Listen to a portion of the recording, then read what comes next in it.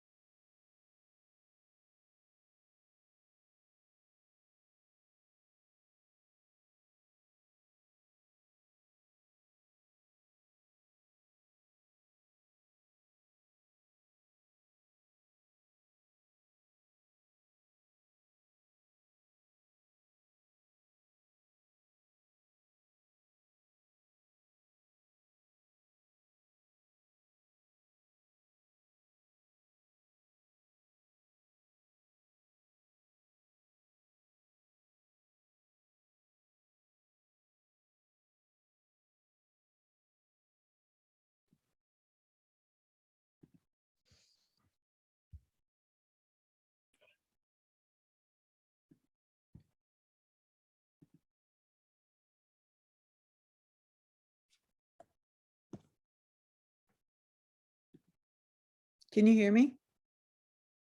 Yeah, great. I can't hear anyone else. Oh, because no one else is, their sound turned up. You can hear me? I can hear you, Scott. Hey. Good evening. Hi, Chris.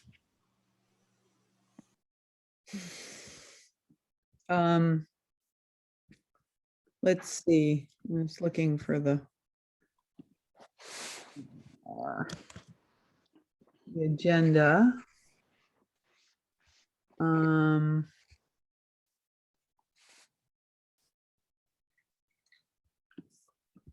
Okay.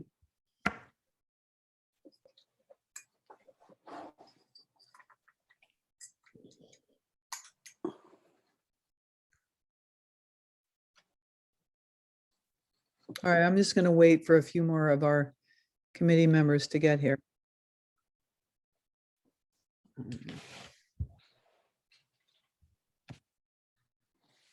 There's Jesse.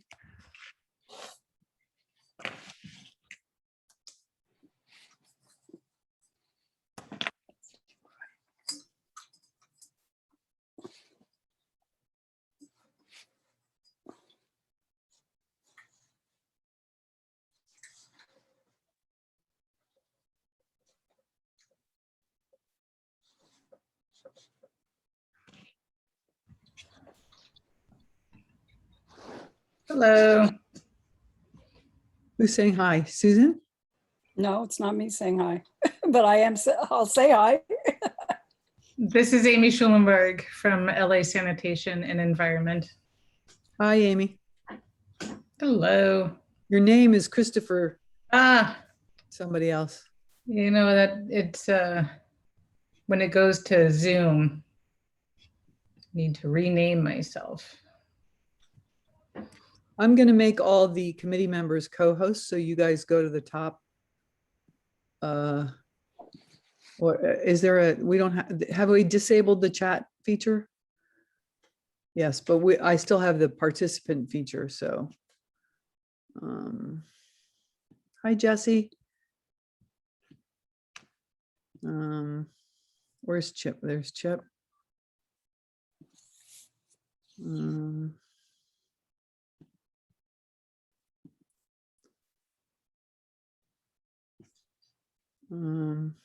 are we waiting for?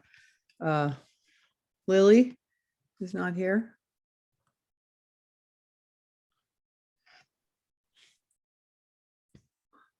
One, two, three, four.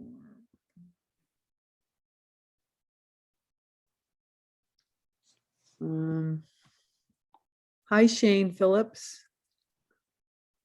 Nice to meet you virtually. Hi there, just working on getting my audio set up on this computer. No worries, no worries. And Christopher, also James, hi, hi. Nice to meet you virtually. Also getting set up over here. Okay, no Nice to worries. meet you too. We've got some time. Christopher and Shane are going to be presenting on, I think, item 6, if you've seen the agenda. Jesse, will you do the notes again? Sure. Great. So who else do we have?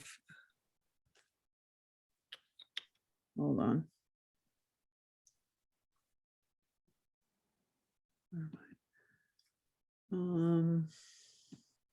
Anyone have it? I can't rename myself. Usually you can click into your title or in the little 3 dots in the upper Want me to corner. rename you? I can do it. You want me to rename Oh, you? yes, thank What do you.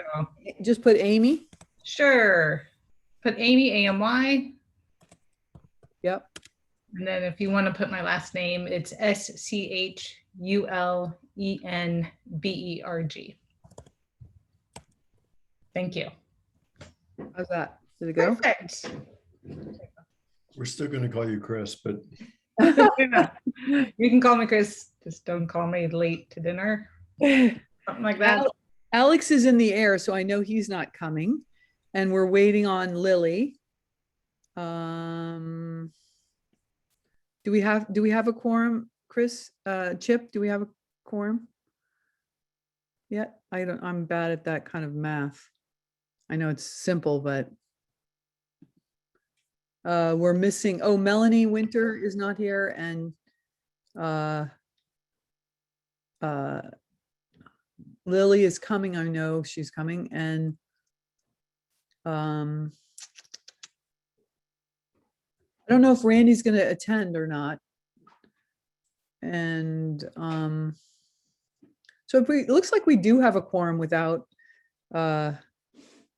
Melanie or Alex is excused. but we have 6 out of 8, right? Yeah.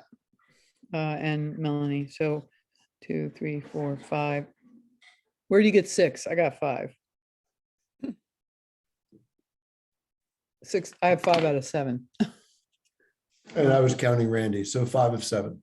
Okay. I don't know if Randy is officially a member or he's just, I don't know, sits in. Let me just send a text to Melanie.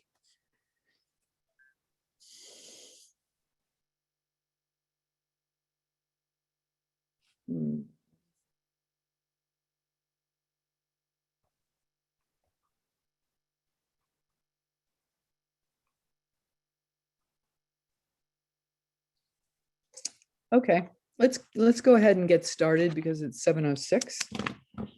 So we're starting the meeting at 7:06. Can you call roll then? Even though I kind of already did it, Jesse? Sure. Let me pull it up. Adele Slaughter, Here? Lily Barsha, Oh, there she is. Lily's here. okay. Alexander Black, excused. Mhm. Chris Trent, I am here. Susan Shelby, I'm here. Shelby, okay. Shabel. Oh, Shelby. Shelby. Shelby. Jesse Sanford here. Chip Meehan, Here, Melanie Winter. Not here. Okay. Great, thank you.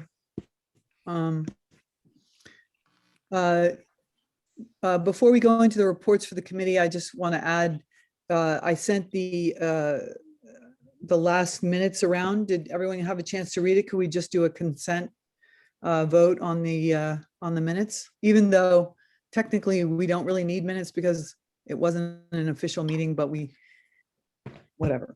So does everyone consent to that agenda? Were there any Yes. addition? Yes. Yes. Aye. Yes. Okay, it's unanimous. Great, thank you. Next on the agenda is reports from committee members. I think we have a report from Lily about the calendar. Do you want to do a quick report on that? Sure. Let's see. I got the cost I know the cost to make a small size calendar. I don't have the example in front of me, but using Vistaprint. And there's certain limitations with that. You are using their template. So you can add information in the fields that they allow you to and text. But I've found to be the most cost effective, I think. And I wait until they have like I think it's a 60% off sale every year right before Christmas. And I can get the calendars under about $7.50 each. So, and it's a mini one, it's like 6x8, I think. And then I reached out to the State Parks Department because they issued a calendar, a bigger one, full size, and it's printed on kind of glossy, thinner stock, recycled paper. And I asked them to put me in touch with the person who made the calendar, designed it, so that we could get the costs and who printed it and maybe piggyback on that. And of course, I haven't heard back from them because I'm sure that's not their biggest problem. So we can do a calendar. And then Alexander Black sent some photographs that he's taken, and as well as a link to his website. Very close up macro photos of flowers. And then I sent to him and Adele pictures I've taken of trees in Studio City. And I'm encouraging everybody on the committee, if you're a photographer, or even if you aren't, if you have a photo of a beautiful a tree or wildlife, or some information, what we're trying to educate people, what we're hoping to convey, that you think should be included, then send them to me. Send the photos and your suggestions for what information should be conveyed. Also, I thought Narit sent photos to you as well, but she sent me a bunch of really gorgeous photos of birds, which I will Great. send. I'll send that to you after tonight. Okay, super. Okay, any other thoughts or comments on that? Can I ask a question? So what is the, I guess, what's the plan for the calendar? How is it going to be distributed or sold, or how is it going out? That's a good question. I don't have the answer to that. I think the first step is finding out how much it would cost to make how many. Like I printed 25 for $7.50 a piece. I think the more you order, the lower the cost. We could sell them, or we could give them away as gifts, as promotional items. I think maybe Yeah, go ahead. To answer the idea of that question, I think we need to be in touch with the outreach committee, because that would be something that if we were generating this product to educate the community about sustainability issues, then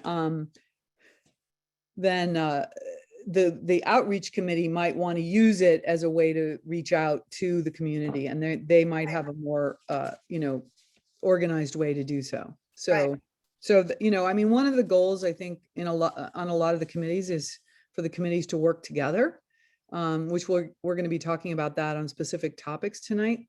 So yeah, this is just our way of trying to figure out how to educate the community about sustainability issues that affect them, and how they can make rain gardens, or not use synthetic turf, or protect wildlife, or all the different many different issues, or not use so much water, et cetera, et cetera. So okay, so yeah, that's a good question though, Chris. Thanks. I'd just like to, have it planned out ahead of time to, if we're selling them, that's one thing, and handling the money. And if there are profits involved or whatever, what happens with that money? If we're giving them out, then, some of it affects how you, I guess, design the calendar. If it's more, geared towards conservation and that kind of stuff versus, protecting our wildlife locally or whatever. So, figuring out the whole plan ahead of time, where it's headed, is kind of helpful in putting it together, it seems, and, where it's going. Yeah, I think it started off as or in my mind anyway, an idea, meet the canopy. So it focused only on trees. Then based on our last discussion, we talked about wildlife issues, and maybe including not only trees, but flowers, or bees, flowers that are good for bees, information, and maybe like a page or within the date boxes, phone numbers to call if you have a raccoon that you found injured or something like that. Maybe we should, Lily, maybe you and I should sort of write out a plan. Yeah. What is it for? Because I really, if it's up to me, I wouldn't sell them. I would use them as informational giveaways. Yeah. And I do think that the neighborhood council, part of our job as a neighborhood council, is to educate the public about issues in their community. So, and our issues are issues of sustainability. So, okay, great. Thank you so much for all that work, Lily. Well, let's keep going. Sorry, I keep having to toggle between back to my, there it is. So now we have public comment on 9 non-agenda items within the committee's jurisdiction. Do we have any public comment? Would anybody like to comment on anything that's not on the agenda? Speak now or forever hold your peace. I just had an idea about the calendar. I don't know if you guys have talked about by the way, hi, I'm Audrey. I'm a resident of Studio City, of maybe having it be a QR code, since it is on the topic of sustainability.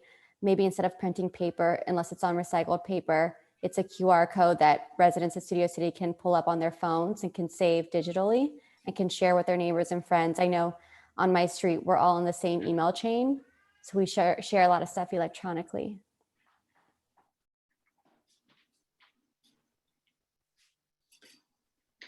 Great idea. Let's look into that. We'll look into that. Thank you. Maybe we can do both. Some people are a little old school, just saying, like me. Any other comments? Any other public comments? If not, I'm going to move on to responses to public comments, which we don't have. And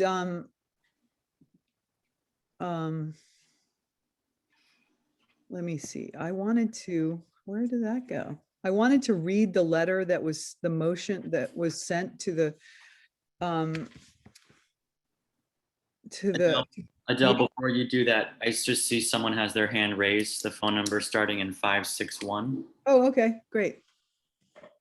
Thank you. Would you like to, let's see, can you speak? I think if you're on can you speak? Hi, this is Ruth, your roofless neighbor. I wanted to agree with the last comment about the paper calendar and the sustainability.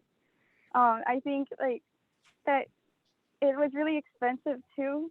If you guys wanted to do something that was like reusable or renewable or something like I was just thinking like at that price a power bank would be something, and that would go with like Empower LA, and it gives people like me who don't have electricity a way to get involved with the committee and the neighborhood council.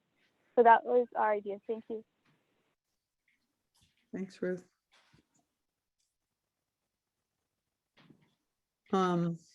Okay.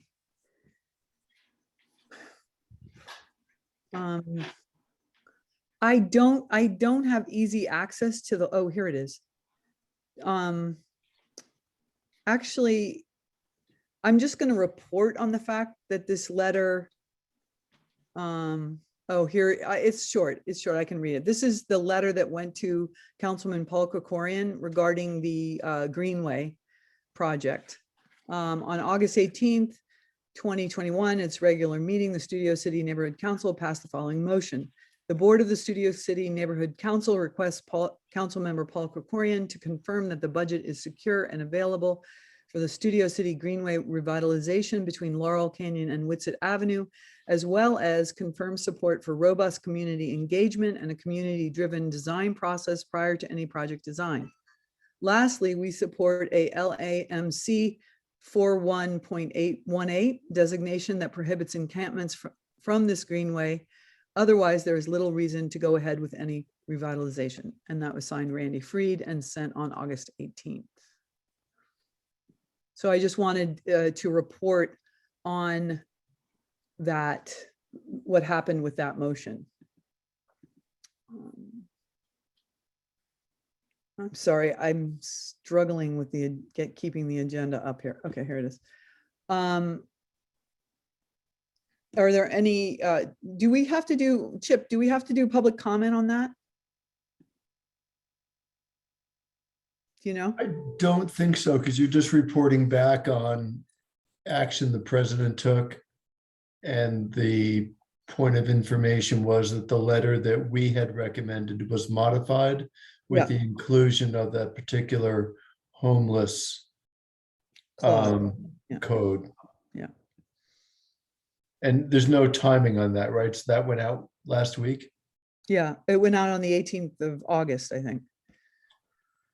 Although I think it went out last week, not it was dated the 18th of August, but I think it went out last week. I think you're right. Yeah, so it's out there for a month and we'll see what happens. I mean, I have no idea what we're going to hear from the council member's office while he tries to figure out where his kingdom lies. Yeah, yeah, yeah. I mean, I think the hope would be that there is a representative from the council office the next time we have a neighborhood council meeting and that they respond to it publicly. That was the request, that they publicly affirm those things. So we shall see. Hopefully they're there and they'll speak to it. Yeah, yeah, yeah. Okay, so now So we're on. That being the case, Melanie, do you think we should, in a week or so, invite Paul to, or someone from his office to join the meeting? Or does it have to go through Randy again? I'm pretty sure everything has to go through Randy. Well, I think they should join the larger Studio City Neighborhood Council meeting. They don't need to join the sustainability meeting.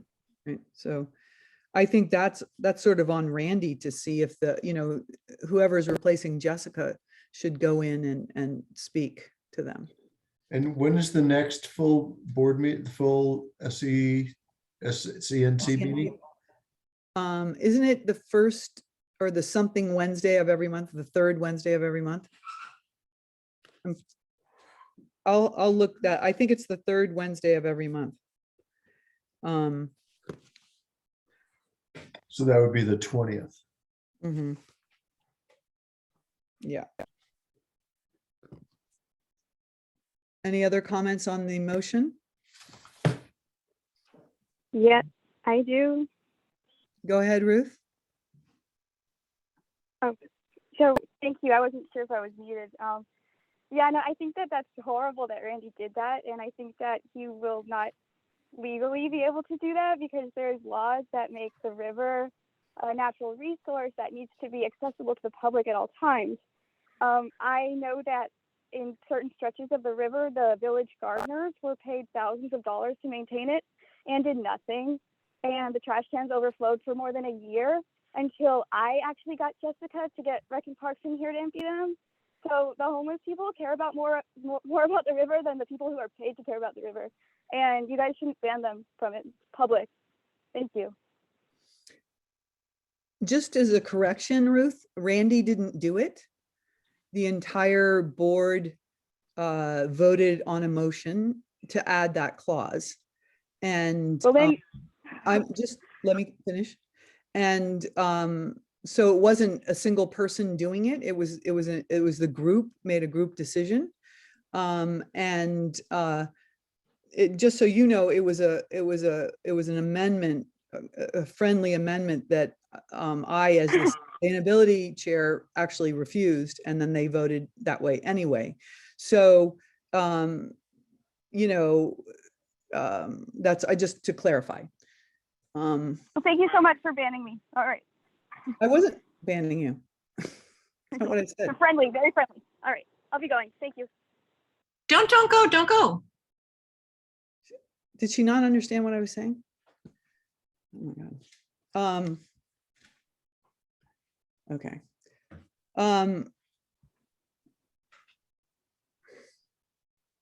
Okay, so now we are on number 6, which is a presentation and possible motion on council file 19-0603 City Building Code Fire District 1 expansion.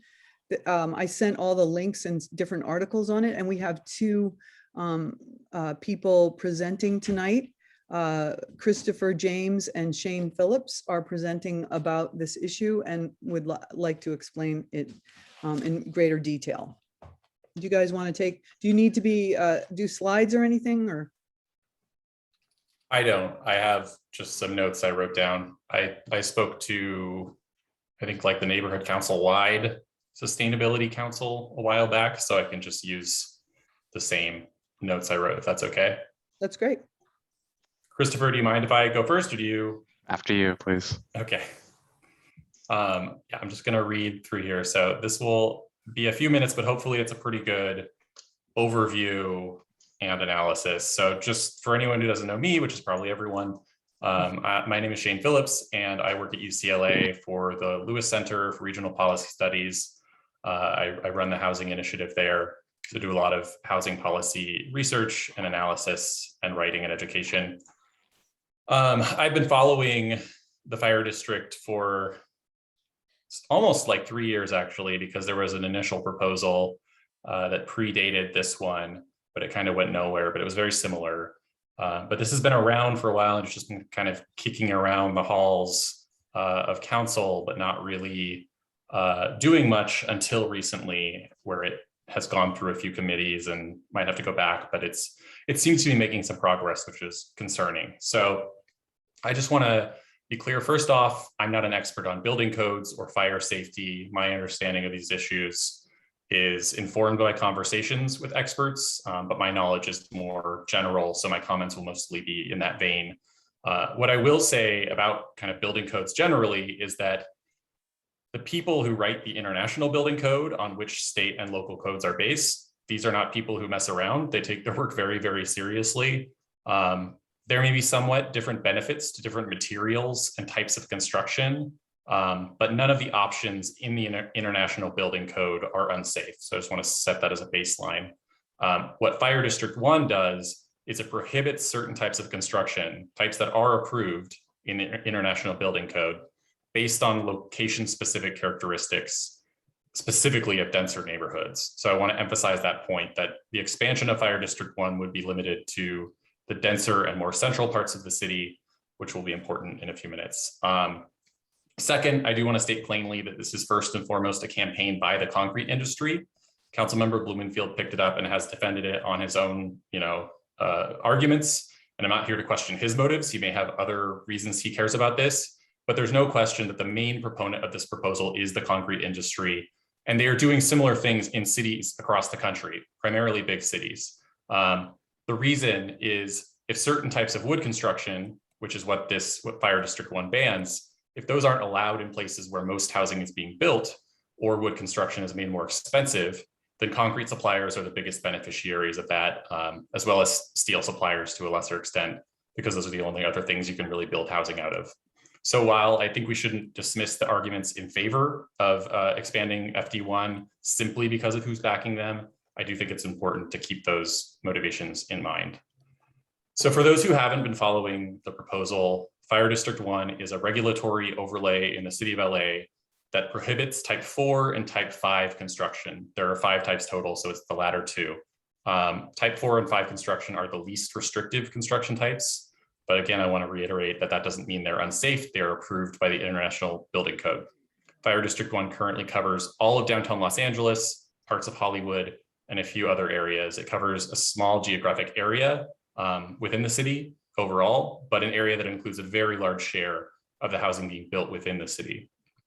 So because the those higher number of construction types, type 4 and type 5, are less restrictive, the buildings you can build using them are not as large or tall. So for type 4, it's generally only up to 5 stories, though you can put a concrete podium underneath them for a few more stories.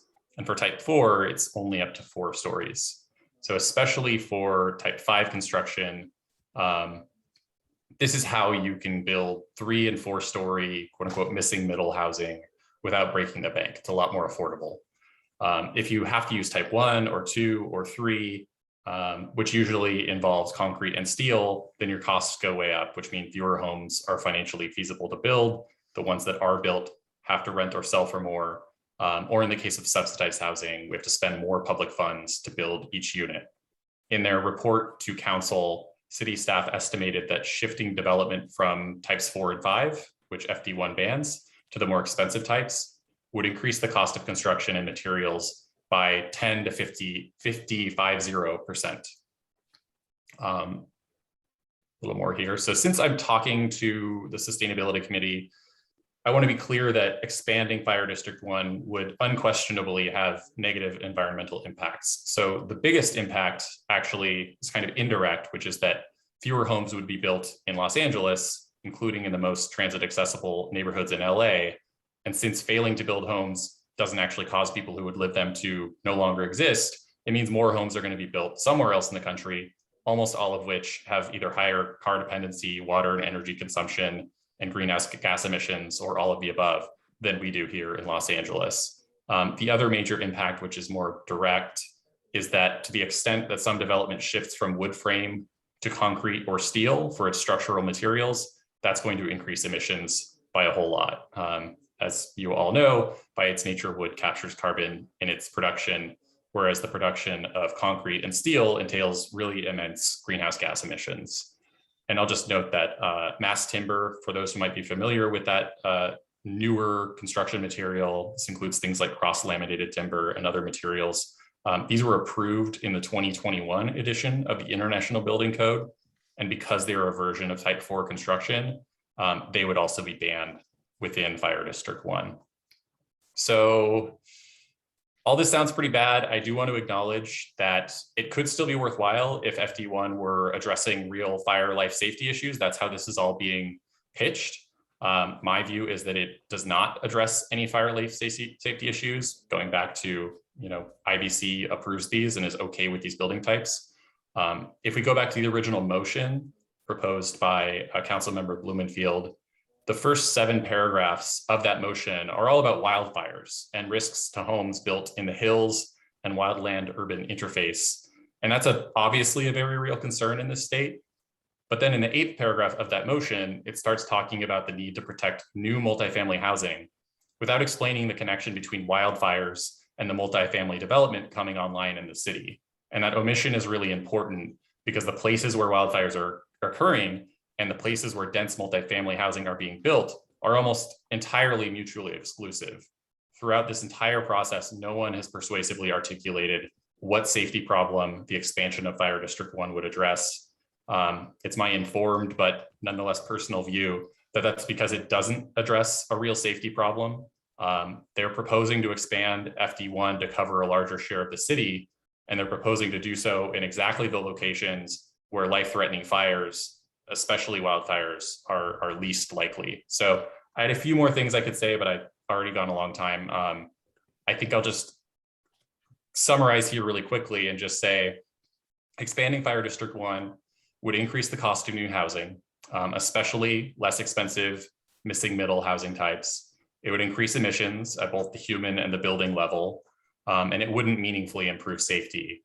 And there's no indication in the report from the city itself that it would improve safety. So my view is that not only should we not expand Fire District 1, we should probably remove it from the places it currently exists. And at the very least, we should take this opportunity to reform it so that mass timber construction, which can be used to replace concrete and steel in buildings between 8 and 18 stories, now thanks to the 2021 International Building Code update, is explicitly permitted, whereas right now it is banned. So I'll stop there, and for anything I haven't covered, Christopher, you can go ahead.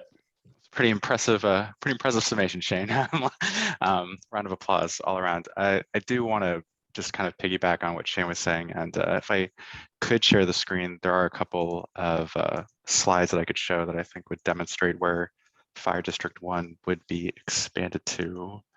Adele, is there? There we go. Thank you so much. So this is the map from the LADBS report that Shane was referencing earlier. And essentially what you see here is this black outline. This is Fire District 1. So as you can see from the map, it really does encompass mostly downtown with some very curious offshoots here. What you see in blue, pink, and purple are land parcels designated High Districts 2, 3, and 4. And these are the parcels in Los Angeles where you can essentially build tall buildings. High District 2, 6 stories tall, that's the max. 3, I think it's 10 stories, and 4, I think it's 13 stories. I have to double check that, but long story short, what this motion would basically be doing is restricting the construction of tall wood frame buildings in the major transit-oriented development parcels throughout Los Angeles. And I think that for a number of reasons, as Shane articulated, that's concerning. But when you look at the July 2021 code updates, mass timber construction from the ICC, the International Code Council, and the California Building Standards Commission, or the California Building Code, actually allows mass timber, they approved mass timber to reach as tall as 14 stories. So what this would basically be doing is filibustering those code changes, which are some of the more sustainable changes that the building code has really implemented, and things that I think are pretty impressive. Beyond that, I would just like to say that I am also not the greatest code expert in the world. I represent Holmes Group. We're an international engineering firm. I handle new projects and public policy issues. But when this when this measure came across the table, it really struck a chord inside our office, because a lot of the engineers that we have internally are some of the engineers who help write the building code. They participate in these processes. So when we were seeing arguments about building and safety being the main driver for this issue, I think it raised a lot of red flags for them, because they've been a part of the field tests for the past 3, 6, 9 years that have basically confirmed the safety and the security of Type 4 and Type 5 construction.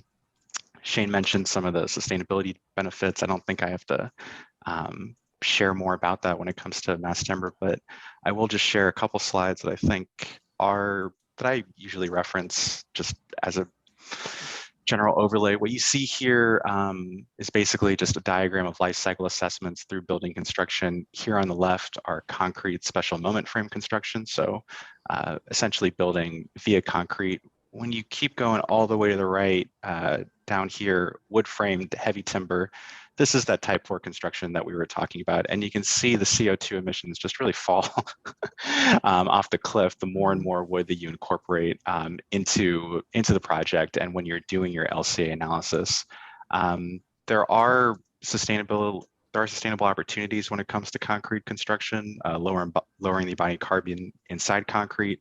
But the unfortunate issue that we're dealing right now in the Southland is that while those might be opportunities that should be explored, they're just not scalable at this time. And there isn't a regulatory infrastructure that can support us in pushing those types of initiatives. I'd love to see it from the City Council. I'm talking a lot with the AIA, and we're trying to see if there are ways where we can basically incentivize or force them to consider ways of implementing it, but we haven't been able to gain any traction at this time. But from a building code perspective, from a fire life safety perspective, we felt compelled to speak out just because we felt there was a lot of disinformation in the ether about mass timber or the fire and life safety qualities of just timber construction. And to basically just summarize my point, mass timber construction has been approved for usage throughout the whole entire state. Governor Jerry Brown was a big proponent of it. Governor Gavin Newsom has been following up with that. I believe the Biden administration has been looking to subsidize it as a cost-neutral tool in order to combat climate change. And the state fire marshal has approved its usage throughout the entire state of California, including in WUI zones. So those are reasons why I think we felt the need to speak out about it. I don't want to cast aspersions as to why it's being pushed forward at this time, but I think just from a fact and data-based perspective, we felt the need to just share as much as we can so that others can make a careful judgment here. I'm happy to cast aspersions on your behalf, Christopher. Christopher, would you mind putting the map back up and zooming in to an area that's closer to Studio City so that folks can be oriented to that district as it impacts Studio City? Yes, 1 second, sorry. Thanks. Okay, now we're going. Christopher, I don't know if you were following this since the initial proposal a while back, but I do want to also note that it's been pared back over time to kind of quell some of this opposition, I think, because the initial proposal was that Fire District 1 would be applied to any neighborhood or census tract. I wasn't sure, I can't remember the exact geography, but I think it just said neighborhood with 5,000 people per square mile or more, which is basically any neighborhood in the city that has any multifamily housing whatsoever. Even single family neighborhoods are pretty close to that density. And so it initially would have banned, not just mass timber, but basically just regular wood construction in, I would say, a third or more of the city is probably what would have been covered at that time. And so I think I just want to point out that like, it's good that it's rolled back, but there has never been an affirmative case for why this should be expanded or even exist where it does right now. And so I would urge you to not take the rolling back of it as like, oh, well, maybe it's okay now, because I don't think any kind of expansion is actually a good idea. My map is a little pixelated with this resolution. I apologize, but we've got downtown. This is basically the Wilshire corridor, so you can see the part. I mean, I'm not sure if this is helpful, just based on the lack of resolution here. Can you tell us where the 101 is? Honestly, I'm trying to compare it to Google Maps right now, and I will say that 101 goes left to right about 2/3 of the way up. Yeah, I think this would. No, we'll go up. Where we are in Studio City, you see the 101 comes past Universal. Universal's that little white circle just to the right and above center. So that's the 101.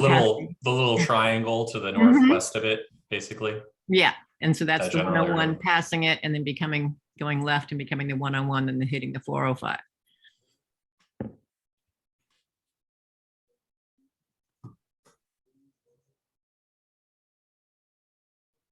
So would Fire District 1 incorporate everything in the gray? No, right now, what they're considering would basically be expanding it to everything that you see highlighted in color here. So blue, purple, bright pink, all of these smaller land parcels. This is where Fire District 1 would be expanded to. Got it. So there's a small spot, it looks like, in Studio City. Got it. Thank you. Yeah, and maybe the point to make about the indirect effect is those are places in large part where we want to be building housing, and it's going to make it more expensive to build housing there, which means there's going to be more pressure on the rest of the city to build housing, convert housing, or just for prices to go up even Well, faster. more than they expensive have and been. more carbon intensive, which is Exactly. Yeah.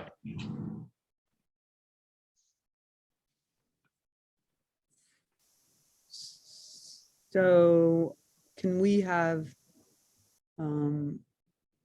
committee, do we want to do committee first or public comment first?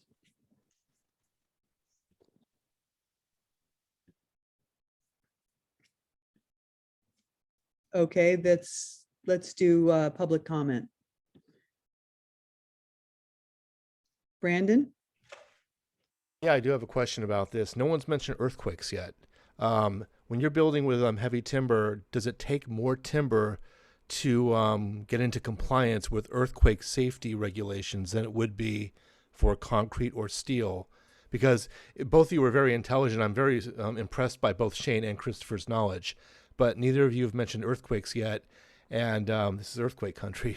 So can you comment on that and comment on how much more timber would it cost? Well, you would have to place into a construction that would make it compliant with earthquake codes as opposed to, say, concrete and steel.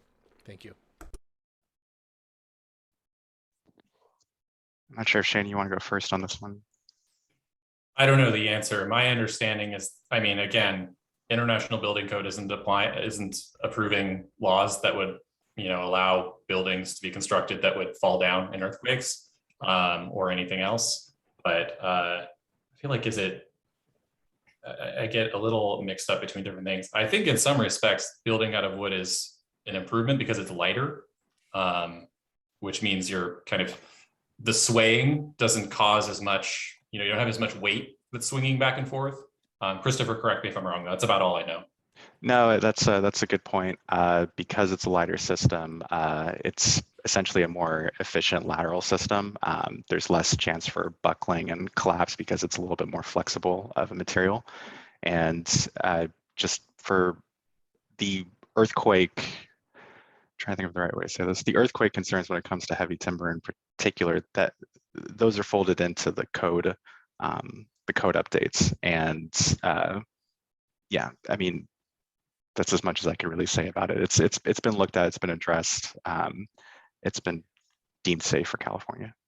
Just a quick Google search of that is as a natural material, wood is much lighter than steel and concrete and has intrinsic flexibility, making it more resilient to earthquake loading. And the redundancy in light frame wood buildings load paths make it a very robust against collapse. So in fact, wood is a lot better for earthquakes. Is a better. And I know substance. I think it was maybe Will Wright from the AIA Los Angeles organization made this point, which I think is right, that this is not really even, I mean, it's probably a good thing. I'm a big supporter of mass timber, and I think it's probably a good thing for more housing and other buildings to be built from wood. But the reality is that even mass timber buildings, they often include concrete as in some capacity. It's really just about allowing the builders to choose and the engineers to choose what works best. And sometimes that's going to be all wood. Sometimes it's going to be all concrete. Sometimes it's going to be a mix of them. You might throw some steel in there, who knows? But taking wood out of the equation is not really helping anyone. So I have some more public comment. Richard Niederberg. Can you unmute?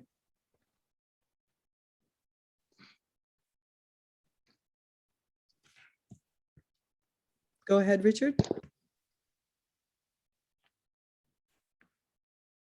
Hello, Richard. Can you hear me?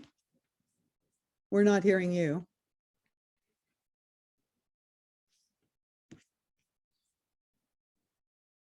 Okay, I'm going to move on to Scott Mandel. Hi, thanks, Adele. I was going through the council file and looking at the neighborhood council community impact statements. And I'm going to read real quick the one from downtown LA. Tell me if this covers it. It says the DLANC does not support Council File 190603 unless amended to include provisions to allow type 4 construction and mass timber construction within the boundaries of Fire District 1 community. Does that solve it? So there's two parts to that. I'm not sure. My view is that it shouldn't expand anywhere because I don't think there's a safety benefit, and there is a sustainability and cost harm. But on their point about, so like my very vindictive argument here is this has been pushed by the concrete industry. They've been kind of, going city to city and trying to get these rules approved. And it would please me to no end for the outcome of all of that work and effort on their part to be an actual rolling back of Fire District 1 rather than an expansion of it. And so there's the two elements. Do we expand it? Do we not? I think we don't. Do we, while we're thinking about this, take the chance to reform Fire District 1 so that it allows mass timber, which was just approved by the International Building Code? I think we do want to do that.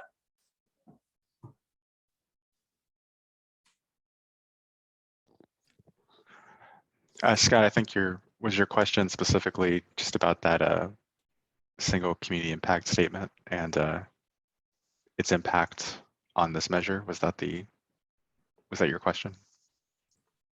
Yeah, it was answered. Thank you. I was just wondering if you were going to craft a motion to completely, go against any expansion of Fire District 1, or say, hey, this is fine with us, and if you allow mass timber. It was just, I was just reading what they wrote. It was very short, and it may solve it. It may not. But your answer was good. Thank you. Answered my question. I have a question that occurred to me because when I did the research, it was very clear that the concrete industry was promoting this change, this motion before the city council. And, just from a sustainability perspective, what I was wondering is the concrete industry getting a little anxious about their CO2 emissions? And now we know that concrete is responsible for 9% of the CO2 emissions all over the United States. And that's a pretty high number, given that, the UN just recently said that the single biggest thing we can do is reduce CO2 emissions. So the single biggest thing we could do is really build more or build back better with wood, And so, my question to you is this a, I don't know, what's the word, a tactic by the concrete industry to shore themselves up and make sure that their materials will be used? I feel like Christopher might not want to say too much there, but I will say that I'm pretty confident that that's the case. And I think, to your point, there's the issue of them, just the general awareness of their role in carbon emissions. And I mean, like, we need concrete for a lot of stuff. So it is what it is. And there's some efforts to kind of decarbonize concrete a little bit. They can only go so far with that. And as Christopher said, it's not really there yet. I think the more proximate cause actually, though, is the International Building Code update, because this has been going on for years. Because they're serious about the work that they do. They go so far as like building structures and burning them down just to see how they perform. They knew this was coming, that you're going to be able to build, from Christopher, I thought it was actually up to 18 stories if it's fully enclosed inside and out. I think it is, yeah. Okay. But in any case, like you can only build up to 7 or 8 stories with wood, and that's including a few stories of concrete right now. And this will allow us to go up to 18. But also Fire District 1, you know, because it bans type 4 and 5, these smaller types, if it expands to a very large part of the city, you're not going to get that missing middle, if you're familiar with that term either. So like the affordable and more sustainable housing types, like a 4-story apartment or condo building, those kinds of things, those would become illegal in Fire District 1 as well. And so I think there's just a lot of things moving in that direction that the concrete industry is not happy to see, and they're trying to get out in front of it, basically. Yeah, and I'd just like to point out, as structural engineers, our firm, we're structural agnostics at heart. We believe that there's inherent benefit and value to each building material, and that they all have a role to play in the building environment. We're big proponents, believers in mass timber. I think we have about 62 or 63 projects under our belt right now up and down the West Coast. I'm proud to say that we've done pretty much more of it than everyone else, and the main reason are the sustainability benefits of it. I can't speak for the concrete lobby because they're not here right now, but as Shane mentioned, these code updates were in the works for a very long time. And when you consider that this would basically be filibustering those code updates for the city of Los Angeles, and that these types of projects would have to go to somewhere else, say San Jose or another city, it's pretty clear what the intent is, just from reading the tea leaves.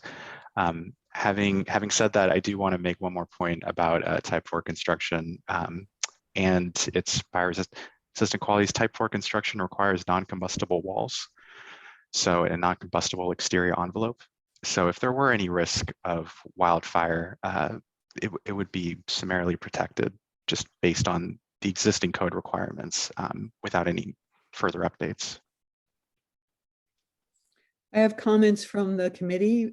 Chip, do you want to speak? Thank you. Thanks, guys, for your expert commentary.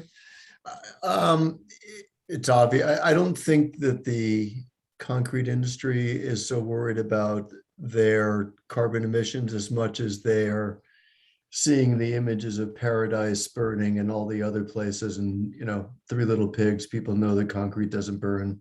They would believe that wood burns. And I think they're trying to leverage that awareness to move forward. I think it's fascinating that the building codes changed simultaneously with this review.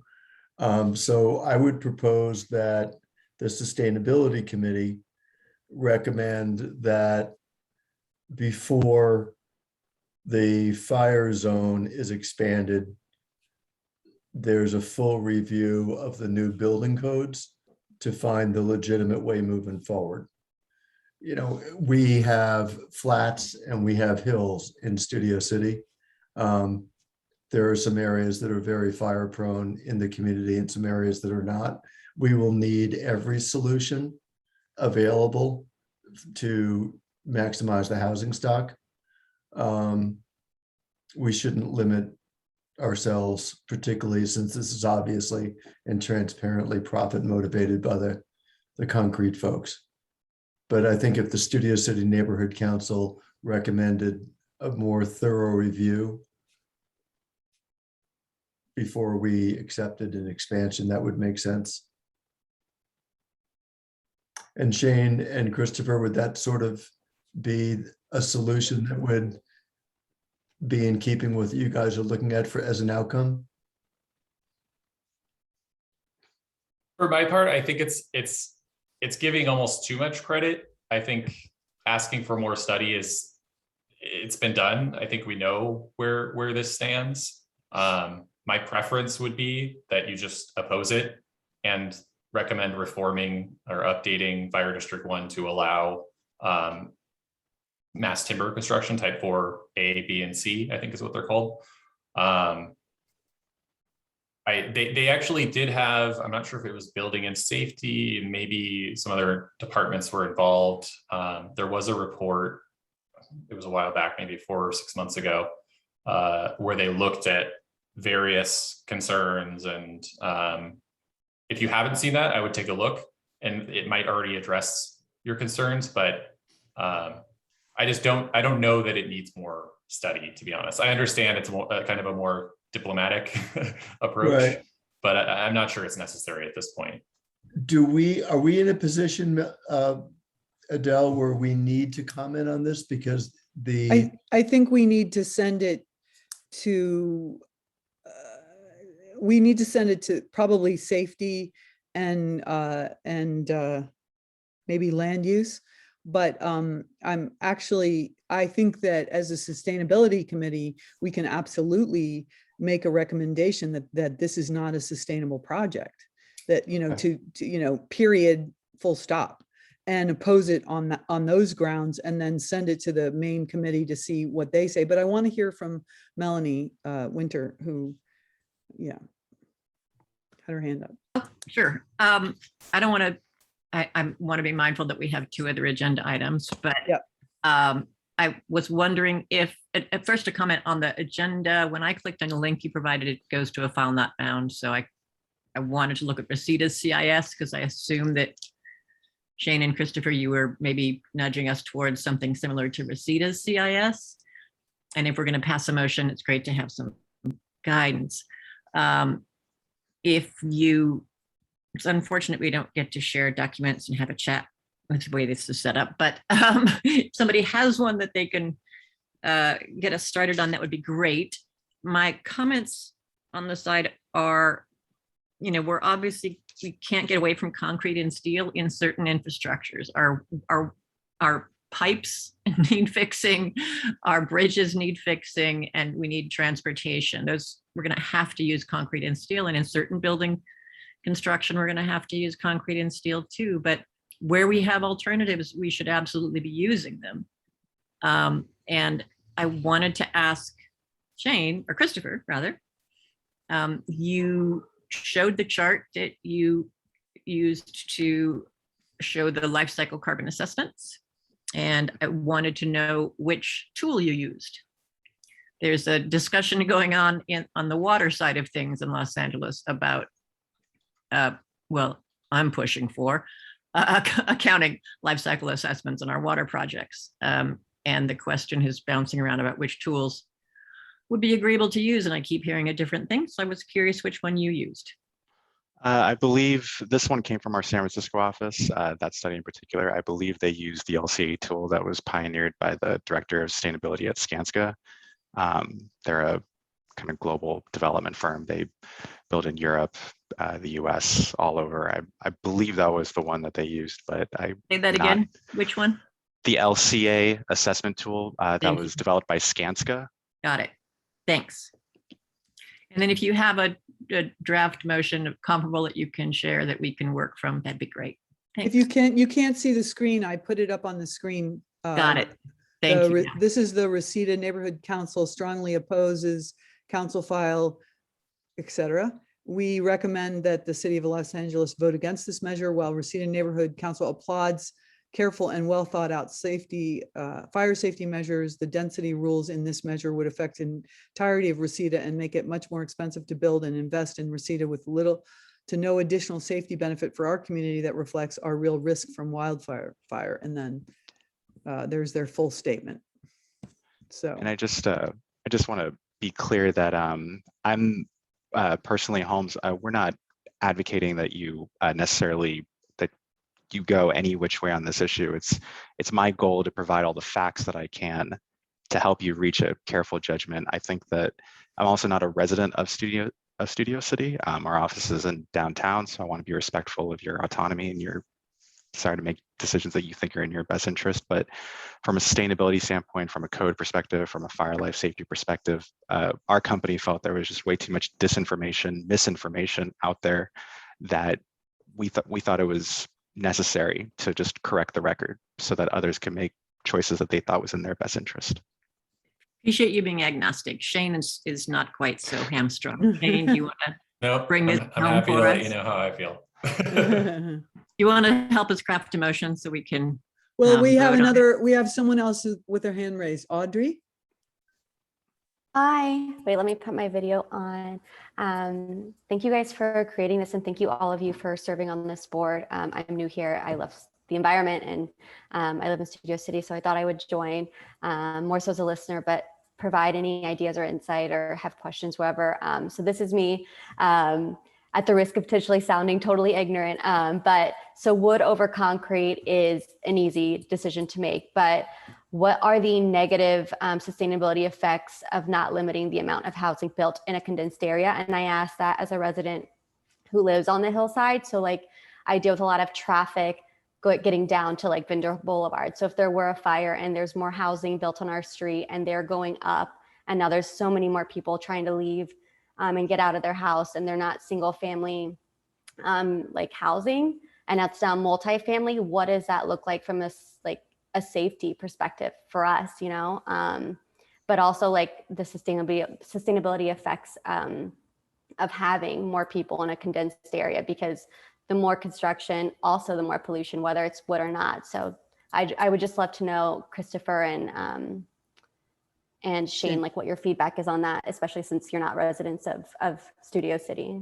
I'm going to jump in as a resident of Studio City just really quickly and say that the public safety element of our general plan update is looking at restrictions on new development in very high fire risk zones. And they also have to make sure that we have enough egress safety to safely, for people who do live in the hills, to safely get out in case there is a fire. Those are the kind of things that are being looked at in the public safety element of our general plan update right now. So I don't think talking about building materials in terms of you know, adding traffic impediments to a hillside area, I don't think that those two things relate to each other much. What you're mostly going to get is the restrictions for new development in high fire risk zones that are coming out of the public safety element update of the general plan. I can just add, I think, you know, there's some validity to that concern. I don't want to be totally dismissive of it, but I think if the concern is, you know, we shouldn't be building housing on the hills or in high fire risk zones, which I don't think the amount of housing we have on the hills right now should exist. I think a lot more should be in the basin and in the valley as opposed to up in the hills. But if that's the goal, we as a community, as a city, as a neighborhood, whatever, want, I think we should do that rather than the sort of bank shot, you know, like maybe by banning wood construction, we'll limit the amount of housing in the hills of Studio City. I just don't think that's the right approach to achieving that goal, because it will have a lot of negative consequences in other respects. I would agree with Shane there. I think that's an important public safety question that everyone has to wrestle with, every council, everyone in the city. But that's not what this motion is addressing or talking about. I think it definitely does need to be addressed in a way that I think is commensurate with the risks of each topographical region. And I just have to leave it there. So could we fashion a motion? I would go stronger than what Chip was suggesting. But I think from a sustainability perspective, we can recommend to the, I don't have the motion, I'd have to figure it out, but we can recommend to the whole board that they, that as a sustainability issue, we absolutely oppose this motion. That the sustainability committee of SCNC opposes this council because we recommend they vote against the measure. And that's because not only, well, and what the Reseda, you know, I do agree with this Reseda Neighborhood Council that while we applaud that they're thinking about fire safety measures, then they say density would rule out, it would make it much more expensive to build housing and invest in Studio City with no additional safety benefits to the community. then, you know, although we're not safety experts, you know, maybe we should stick to the sustainability and then kick it over to the safety committee for them to look at. I don't know. Can the committee weigh in on this? Thoughts? Chris, you got anything? I just haven't done the research on this enough. How sustainable is wood use? I don't know that either one of these is, I mean, obviously having a monopoly to use concrete is not good because that's obviously an agenda that particular. We're not promoting, we're not saying use only wood or use only concrete. We're Right. saying use all materials available. Don't Right. limit it to concrete. That's what the motion is saying, limit building in certain areas to concrete. And By expanding the fire risk zone, correct? and they're making it sound like it's a fire risk issue, but the truth is that it's not a fire risk issue in the areas where they're doing the building. Wildfires don't happen, they happen, you know, in the hills, right? They are not happening in downtown LA yet. I really couldn't see from the map because Studio City has hills and Right. areas that could potentially burn. But it sounds like it's an agenda motivated push and not a well-rounded, you know, we got some great information from Shane and Christopher, certainly, that sounds a little contrary to how what the plan is by expanding the fire area. That seems like. Well, when I did my cursory research into it, I found several articles against the Fire Station 1 expansion and one article built by the concrete industry for it. You know, right. So I mean, it was pretty like, okay, Right. you know, this is clearly, you know, I guess my main concern is that, you know, and this is maybe too far off the topic or whatever, but maybe this is an opening to, you know, maybe, you know, create some kind of situation where it's time for the concrete industry to step up and figure out a way to make better concrete that doesn't kick out as much CO2. If it becomes, you know, a provable fact that using wood is better for the environment and things start swaying that way, maybe that can be used as a tool to get the concrete industry to step up to the plate. Technology, you know, when people want it, they find it. So they're working on it, Chris. They've been working on it for a while. It's just, there's only so much feasibility there. They are working hard on it, but it's not proving very simple. Nothing is. but I think that is sort of off the topic. I think that, you know, limiting the building materials to one kind of material because Right. it isn't any safer than the other materials. Right. I agree with the concept. And that's a misinformation. So, you know, and then we're the sustainability committee. We're not the safety committee. So the safety committee really needs to look at this themselves and have their own, you know, viewpoint on it. And all the committees should work together, I believe, you know. So, you know, just from the research that I've done is this is sort of, you know, they should go back to the drawing board and figure out something else. You know, Can we say something about mass timber has been shown by the International Building Code to be as fire safe as concrete and steel. Concrete and steel have a significantly higher carbon footprint. The city is working towards reducing our carbon emissions. This effort limits our ability to use more sustainable materials in construction, and therefore we oppose it. You want to write the motion? That sounds like a good motion to me.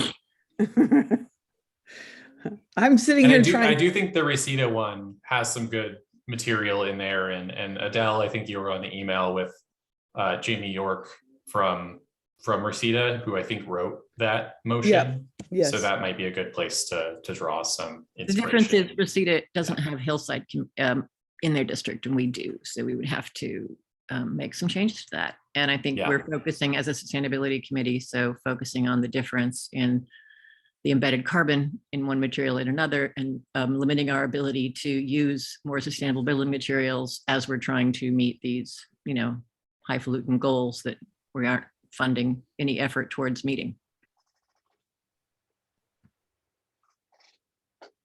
Yeah. Well, I'd like to have a motion on the floor so we could vote on it, so we could send it to the entire board. If we could get a simple motion, that would be good. I did not write one up because I wanted to hear the presentations. And from my research, the presentations don't surprise me. Del, did you want to take this to another committee or take this to the board? I'm confused. Well, I think we probably should take it to another committee. I think we should maybe do what you did with that Greenway project, sort of take our time and write up a motion and get it over to, I don't know, is this really a land use issue or is it really a public safety issue? I mean, I know on city council, they have it in public safety and in land use. I think mostly our land use committee is interested in supporting new development, new commercial development, and our public safety committee is mostly focusing on housed issues. So I don't know. I mean, pick one, pick both. But if we can just write up what our committee concerns are with this and ask them if they would like to review it and, fluff out the motion, then maybe they could do that. My sense is if we take it to land use, it'll go down, but I don't know. Maybe we can just kick it to the whole neighborhood, the whole greater neighborhood council. What if we come up with a proposal that we acknowledge as a draft and take it to safety? And therein start to get the safety committee to look more at fire. All right, that's a safety issue as much as it's sustainability. Perhaps then what we'd be able to do is come up with a joint motion resolution. I mean, how fast do we, if this has been pushed back, are we against the timeline? Or what can we spend a month getting this right? I wish I could speak to the timeline issue. This it's very stealthy how this measure tends to kind of make progress at City Hall.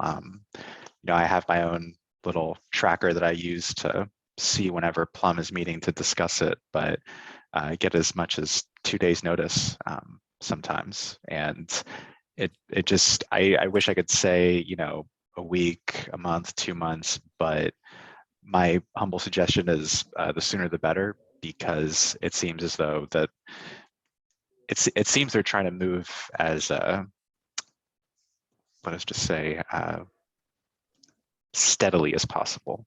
Mm-hmm. I agree with that. This is I'm sorry, but I do have to go. Were there any final questions before? If not, thanks for having me. Thanks, Shane. I would have just said it in the chat, but there was no chat. So Thank you, take Shane. care. All right, bye.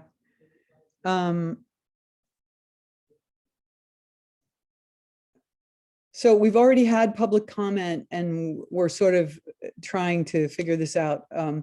Listen, can you just do 1 minute, Audrey? Do you still want to talk? Oh, yeah, sure. I love to listen, so I'll be here. Okay, great. And did you want to say something, Brandon? Yeah, I just wanted to say you guys don't have to have just one meeting every month. You can have a special meeting on a 24-hour notice specifically for this motion if you want. You can write the motion, and then I would think maybe the week before the board meeting, you can have a special meeting specifically for this, even if it lasts 15, 20 minutes, as long as there are 24-hour advance notice for the public. You can just knock out this motion, get it approved, and send it off to Randy. So I just wanted to say that. That's a good idea, actually. Yeah, because I don't want to take more time and we're not ready to obviously make a motion. I move we do that. Okay. All in favor? Yes? Aye. Okay, great. Okay, so what's our next agenda item here? If that's it, Adela, I think I'll also Thank you so much. say good night and just, yeah, thanks to everyone, and Thank you, Christopher. Hope it was helpful. Yeah, it was really great. Thank you so much. Take care, everyone. Yeah. Bye. Bye. Okay, so Amy, you're up. So sorry for the long wait. That's all right. Good evening. So I have a presentation. I'm going to try to share screen. Do I have privilege? No, I need to get now. privilege to share. You got it. There we go. All righty. We'll move on here. Okay, there we go. So good evening. Thank you all for having me tonight. Oops, sorry. Quick responding. There. So my name is Amy Schulenberg. I am with LA Sanitation and Environment. I run a tree planting program for the city of Los Angeles. I am also born and raised Studio City resident. So I am speaking to my people and have always, of course, the best interest Studio City in mind as well. Let's see. So as I mentioned, my job entirely is writing grants that bring in extra resources to the city of Los Angeles to plant street trees in the most disadvantaged communities in the city. So tonight, I thought I would just show you briefly what that work looks like and then pivot to Studio City and talk about what we can do there.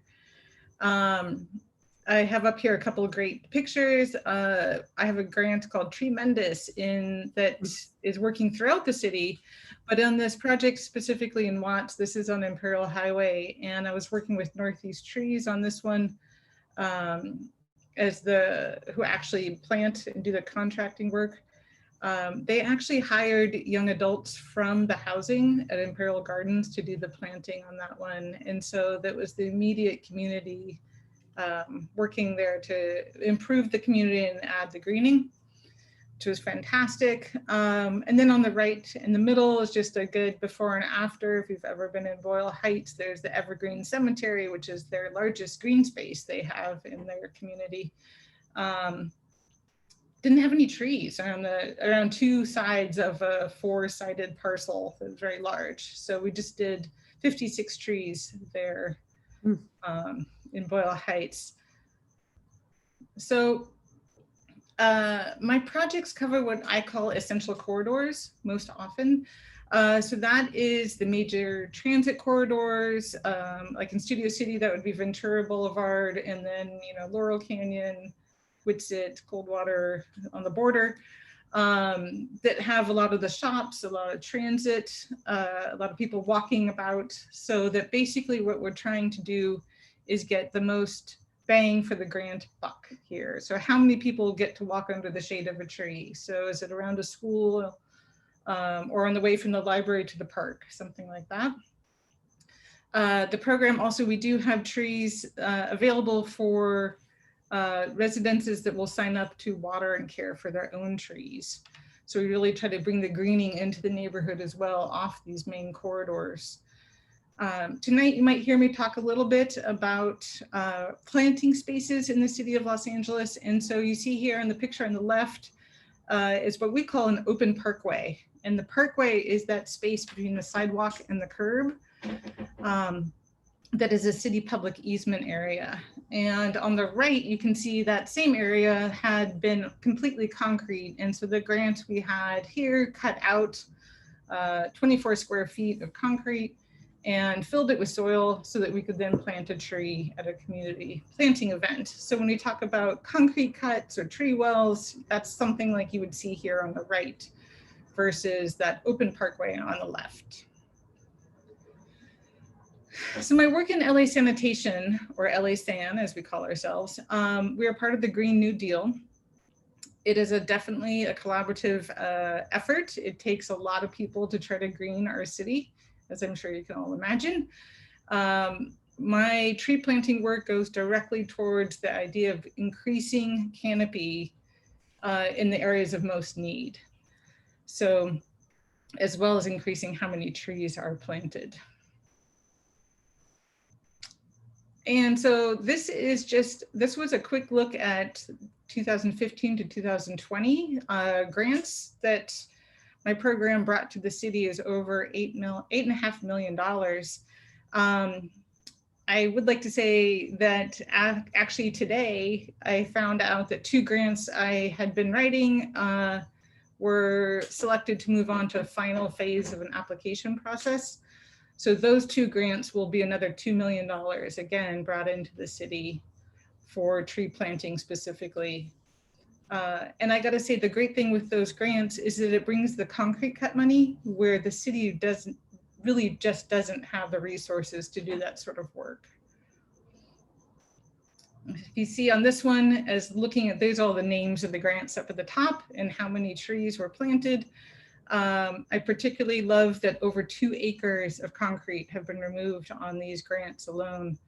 And you think about it, that at 24 square feet at a time, we're just like marching through and trying to make the city more permeable and more green. So our work, it focuses in the most disadvantaged communities in the city. And to meet that criteria, how that's determined, you'll see this smaller map on the right side. The dark orange and red are areas of higher need. And so then when you see this blow up on the left side are those most disadvantaged communities. And then all of those pins of color are trees planted by my grants. I always point out on this one, the map, these large blue areas. One is Griffith Park, if you can sort of see in the middle, upper third maybe. Over at the left at the coast is the airport, has a big blue square, and then down at the port at the south side. So clearly areas that I'm not planting anyways, but otherwise we do make a goal of working citywide. So one thing that comes up always in my work is the idea about canopy equity and all the things, the socioeconomic factors that come into when we don't have canopy equity. Tree People came out with this pretty astounding stat that 18% of the trees are where 1% of our residents live. So we need to do more and we need to do better, I would say, just for the benefit of the entire city. So this is an example of, this is in South Los Angeles. This is one of my grants that is moving on to a final round for state funding. Just looking at that, again, that very dark red, dark orange, this is the highest percentile disadvantaged community, looking at really high impacts on environmental burdens from the highways and industrial. This is a great idea. This is the Google Tree Canopy Lab. And again, just looking at how canopy is distributed throughout the city.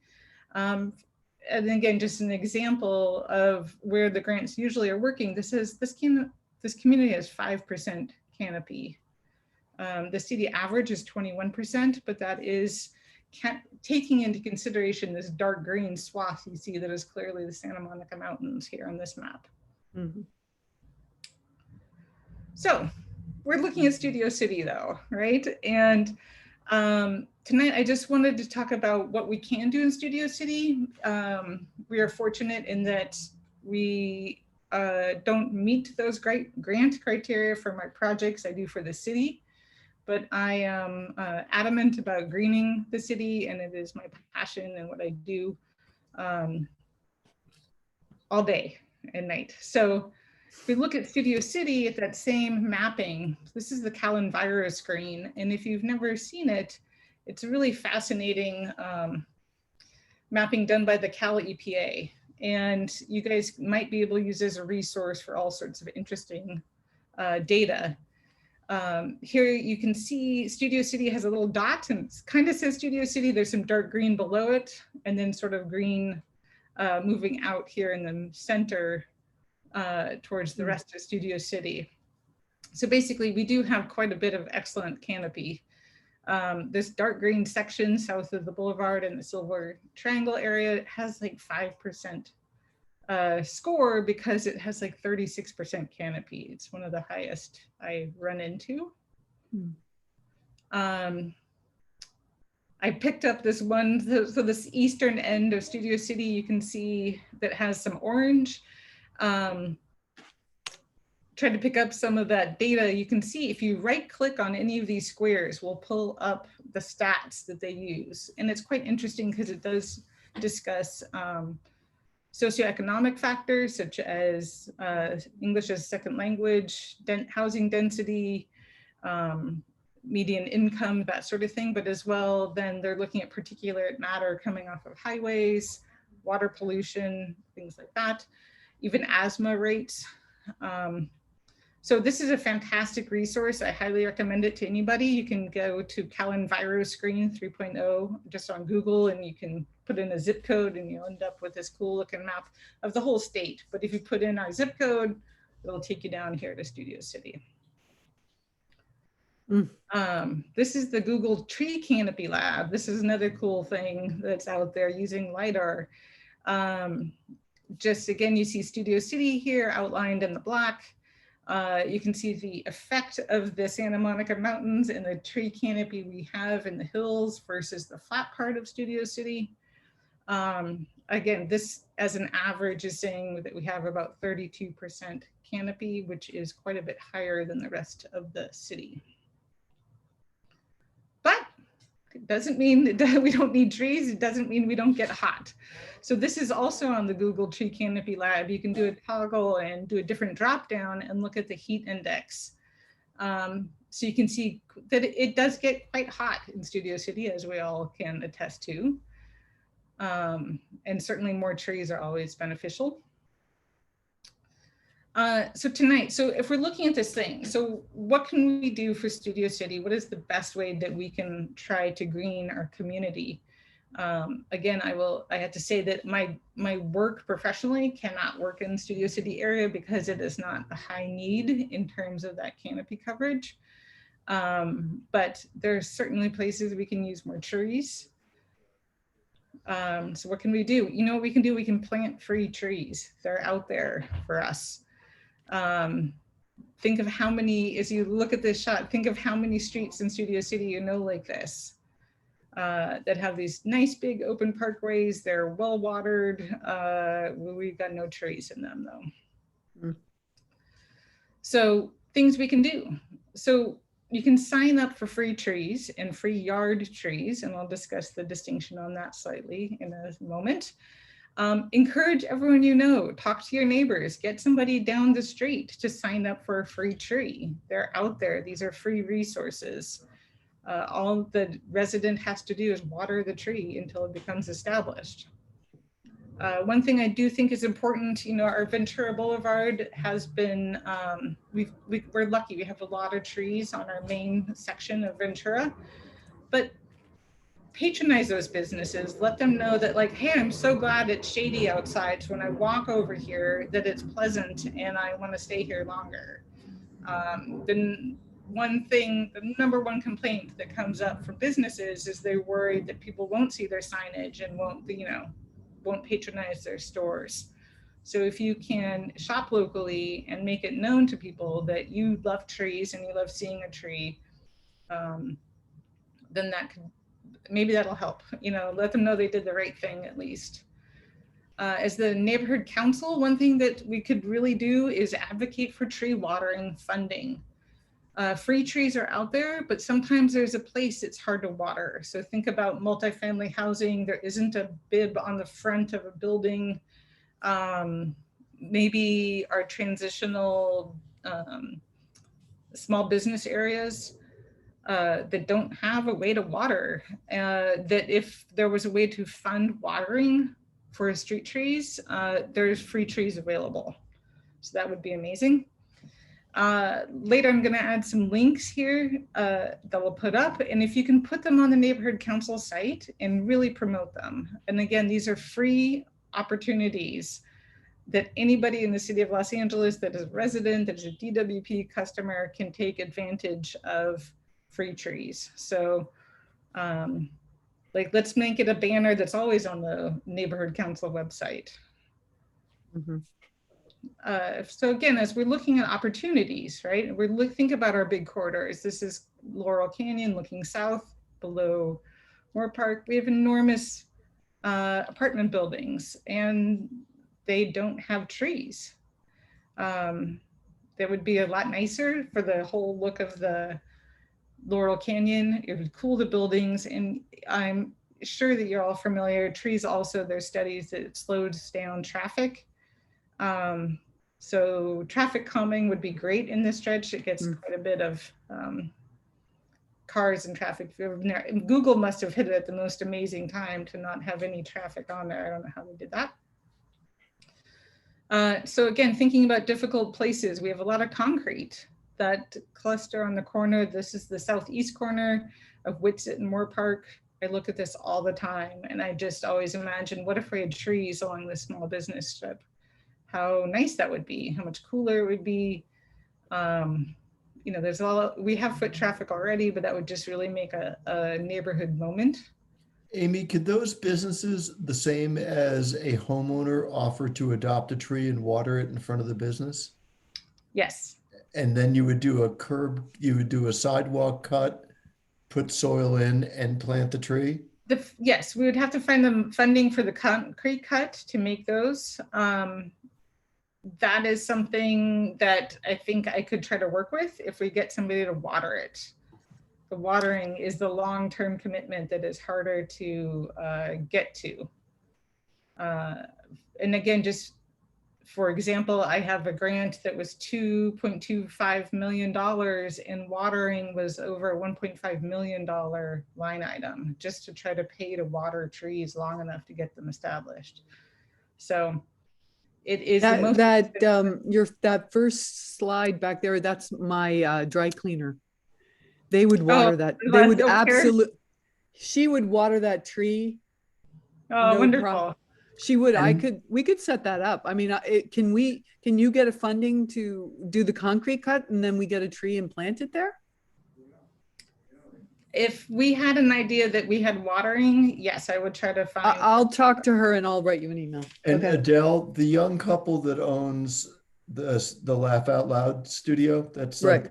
They also are. Well, we could do two of them. You could do one on the left side and one on the right. It's terrible there. It's you horrifying. Could probably get 5 trees in there, right? Yeah. And like Peter, who owns Flask and the bar down at the end of this stretch, I'm sure he would, you know. Oh, that would be a great street to do. What kind of trees would you actually plant? Could we get? I mean, can you get sort of some of the trees that are on the list now, like liquid amber, whatever, you know? So we're not planting liquid amber anywhere in the city anymore. They were too problematic. Those sort of what I call like spike mace balls, those seed balls that come out are very hard trip and fall hazards. They also have very strong lateral roots at the surface. So do tend to cause a few more problems. Basically, what we'd be looking at is that if we did a 4x6 concrete cut here to make enough space, the great thing is there is no overhead utility lines. And so you can get a taller canopy tree. And then we would just be looking at something that was appropriate for that size planting space to not have interference with the sidewalk or any other infrastructure out there. So at that point, what are the kind of trees you would plant? Just examples. There's the pink trumpet tree is a fantastic well behaved. If you've ever seen them, they bloom in February and March with the bright pink trumpet shaped flowers. They have a little bit of an umbrella shape. They do, so which is great, is that they get up and over signage. I think it is a nice tree for a business area in that it's not a very dense canopy tree. There's one that's called like the African sumac that has a lot of leaves very tight in the whole sort of, imagine like a cotton candy sized tree, but you can see through easily. Is not ideal for a small business area. They might like, you know, they would like to probably still have people be able to see their storefronts. Something like that. Then there's, you know, there's some evergreen trees. If leaf litter was of concern, that you'd be looking at a couple of those options, like maybe the African fern pine if we had big enough growth space here. Amy, this is Susan. I just had a question. I did look at the list of free trees and there's very few that are native.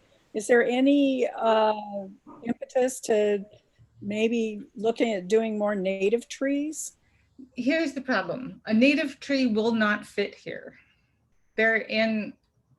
So realistically, we have 3 native trees here that are a street tree. If we're not talking about like a toyon that's like a shrubby, large, round, multi-stem trunk. We have the California sycamore, we have the coast live oak, and then we have the black walnut. The sycamore and the coast live oak both need like basically a 10-foot perkway to have enough room to for their roots to grow, as well as their, like the coast live oak, their canopy is very, very lateral. If you're familiar with I don't know if you ever go up to North Hollywood High, the trees that are on the Magnolia side there of Colfax. Well, I'm familiar with coast live oak. Yeah, so they are very hard to plant on a street because basically they get hit by trucks and just damage the trees. So there isn't space here. We don't have 10 feet plus of grow space for them to be growing in a productive and healthy situation. Is that? No, I understand what you're saying. I just wish we could have more of an initiative to plant more native trees. It's really better for the environment. Well, and here, so a couple things on that. One is that we are looking at, actually the Rec and Parks Department, we're looking at climate resilient trees. Unfortunately, the reality is that our climate is changing and what has been native may not, 50 to 100 years may not be as suitable here. The other thing, if you're familiar with the shot hole borer, was an infestation that was hitting the city, an invasive pest, and they, both the sycamore and the coast live oak were what they would call, what did they call them? They're like bouncer trees or something. Basically, very, very susceptible to this invasive pest, that they were actually worried that we were going to lose all of our native canopy when that hit. I have not seen that yet, but basically at this point, because of concern of that, I can't really plant, let's say, more than 5 oak trees in a row because they are worried that the pest will find them and kill them. Right. So we're trying to build a healthy urban forest. But I think Amy, I'm sorry, Melanie, just on that before you step off of that, I understand that. Yet.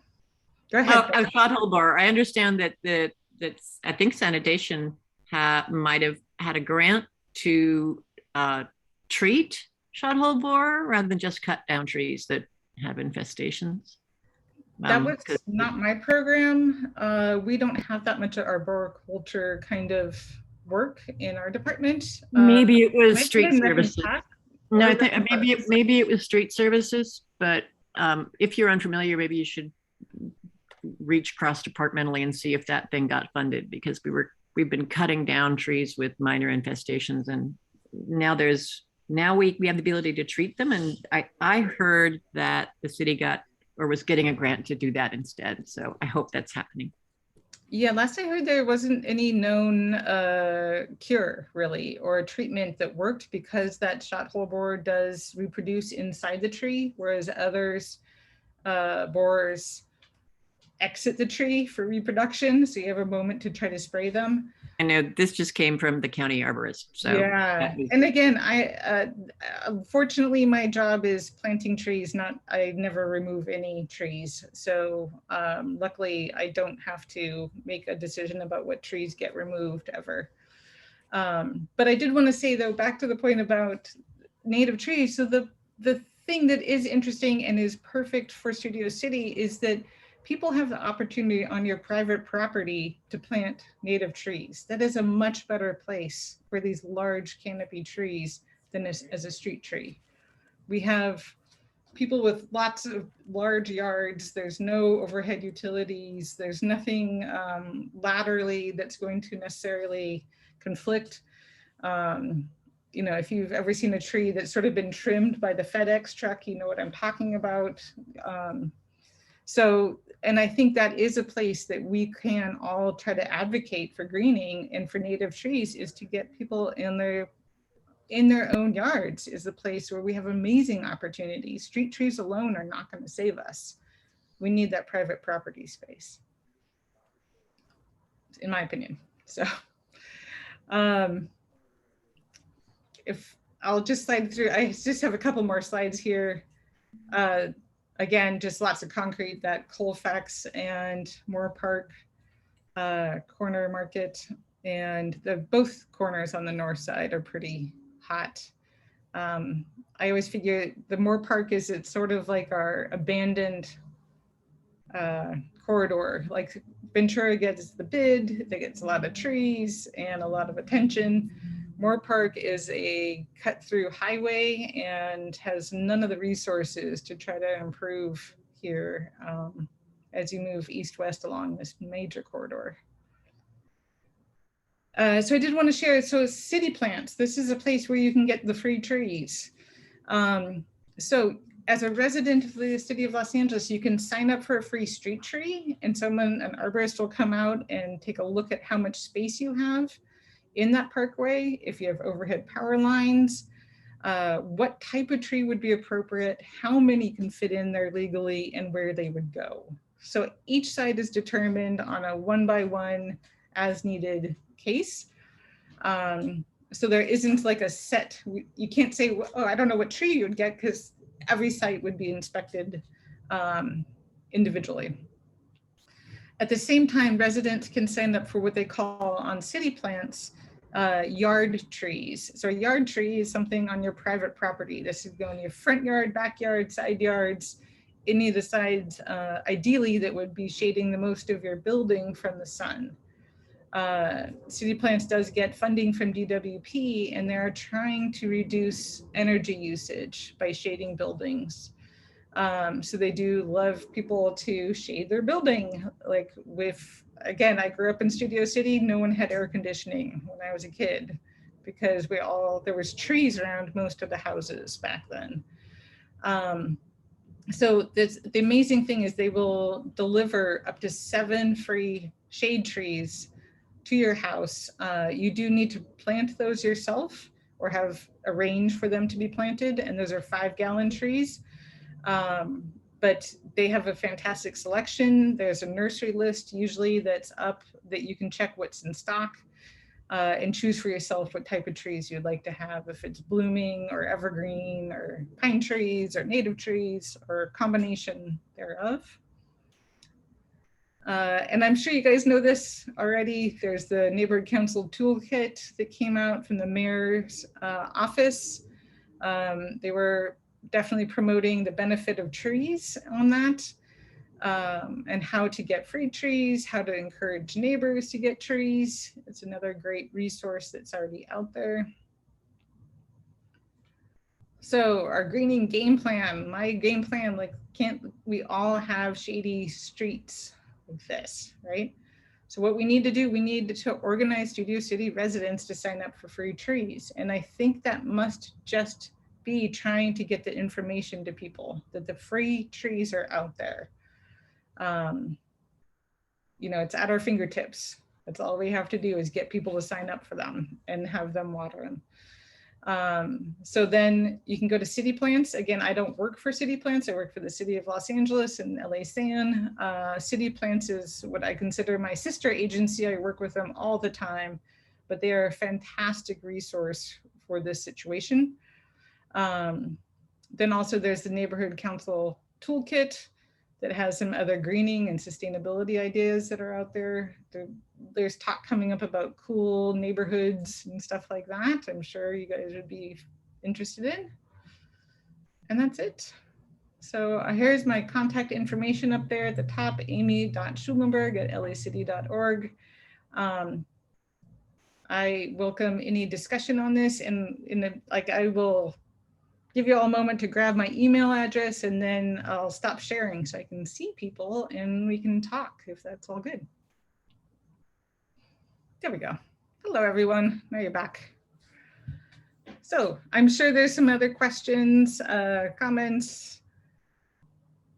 How can I help you today? Oh, there's raised hands. Am I moderating that? Let me see who. No, I'll moderate. It's Okay, fine. yeah, I can't see whose hand is raised. First, we'll go first with public comment on the tree issue, and I see we have Goat Puppet, and you'll have Jesse. Can you time for 2 minutes? Sure. You'll have 2 minutes to make comment.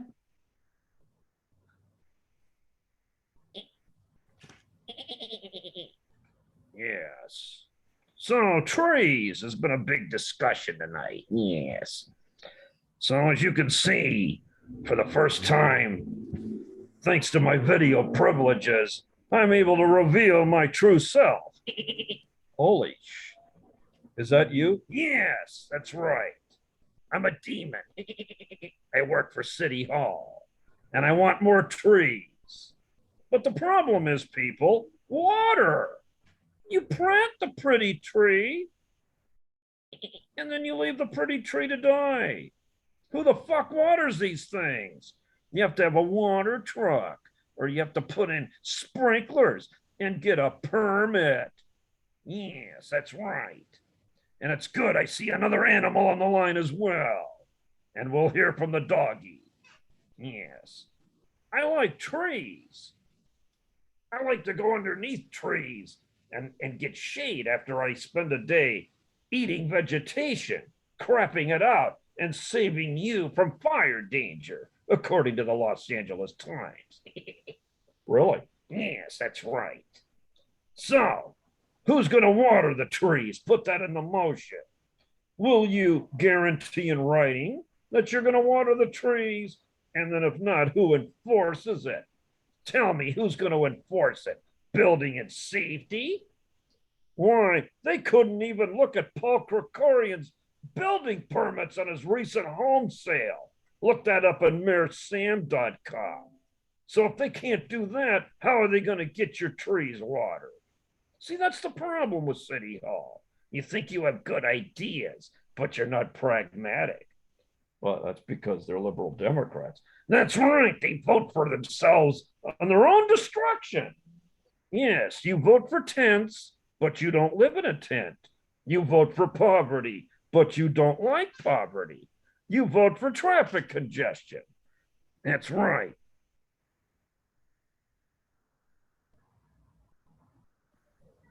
You're muted, Adele. There was a WTF? Yes, what does it mean? Well, Google it. Yes, I will do that. Yes.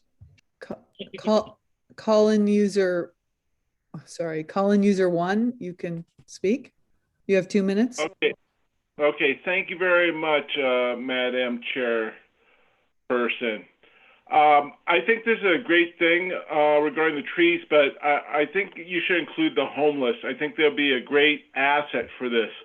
You have a watering problem. May I suggest to place urinals there, and you could have the homeless urinate and then use that as water. I think it'll be a great irrigation and a great way to give back to the city and keep the homeless employed by doing something. So it works in two ways. They urinate and provide water and then drink more. So when the city gives them something to drink, they could give back to the city. It's a circle of life, probably a triangle of totality.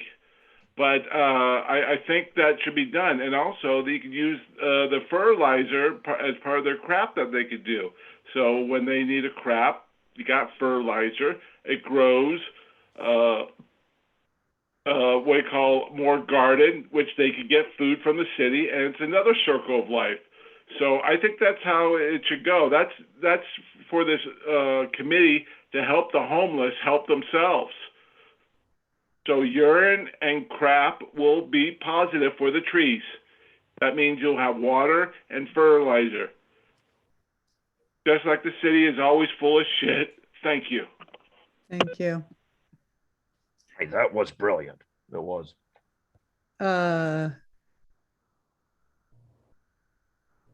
Chip, did you want to say something? I'm sorry. You had your hand up. Or Chris, go ahead. Wait, go ahead. So, one of the things that Amy was talking about, and, we are fortunate in Studio City for a ton of reasons. And the canopy is compared to the rest of the city, and it's all compared to the rest of the city.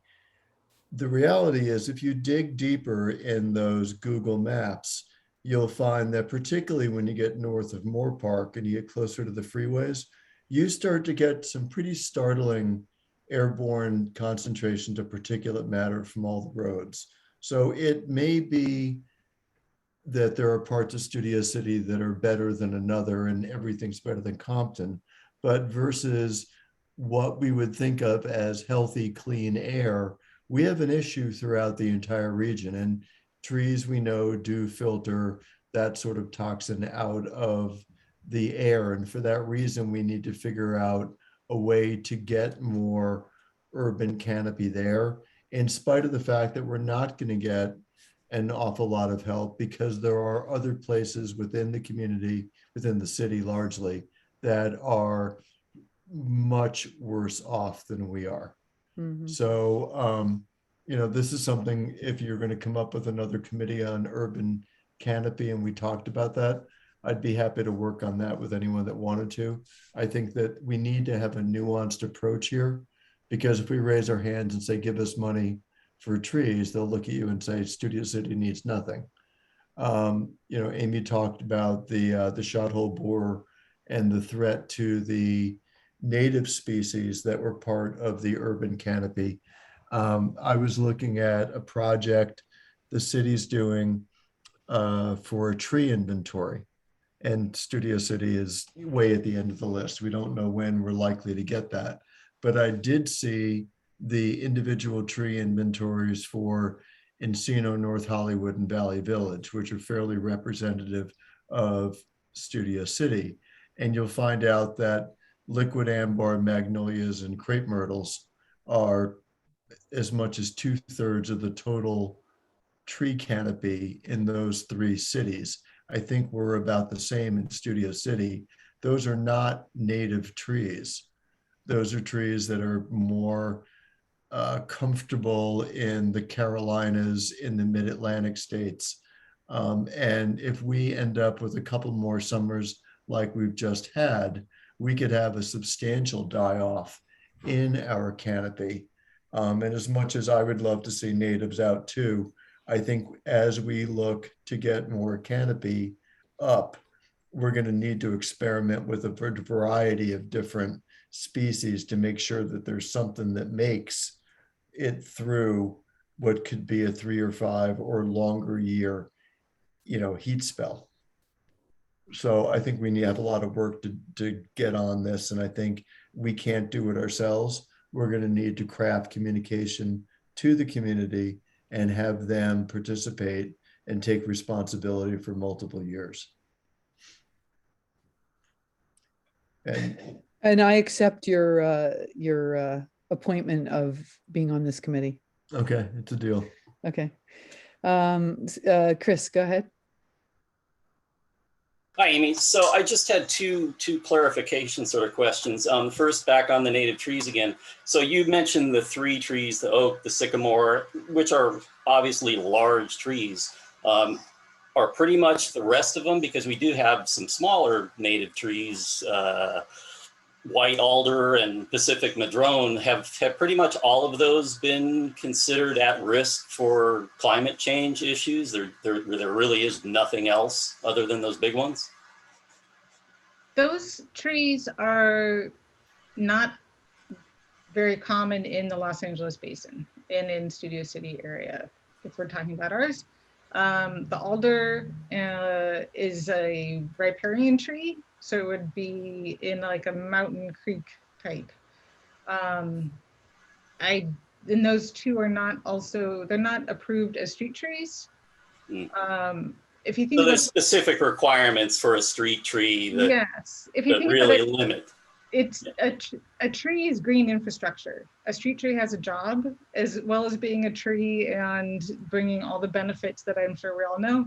It needs to function in the sense that people can, let's say, walk next to it, right, with it. So it can't have branches at the base that come out 15 Right. feet. It's just not practical. Things Right. like that, right? So if you think about when all those criteria get reduced down to what is functional as a street tree in our very limited parkway spaces that we have, you know, and if we could talk to planning and if we could look at how our streets have been created that prioritize cars over trees and grow space, we would have more room.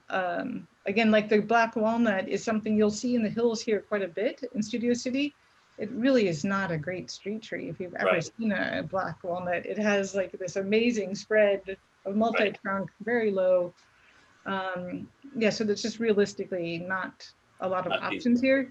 Right. And the thing is that, you know, there's a lot of interesting stuff going on. There's a Professor Wood from Cal State LA who looks at which street trees birds use most. Right, and that was kind of my sort of follow-up question is those choices for the non-native ones, has there been, you know, research done on those to potentially help, you know, the warblers that migrate through here and other things other than, oh, it just looks nice?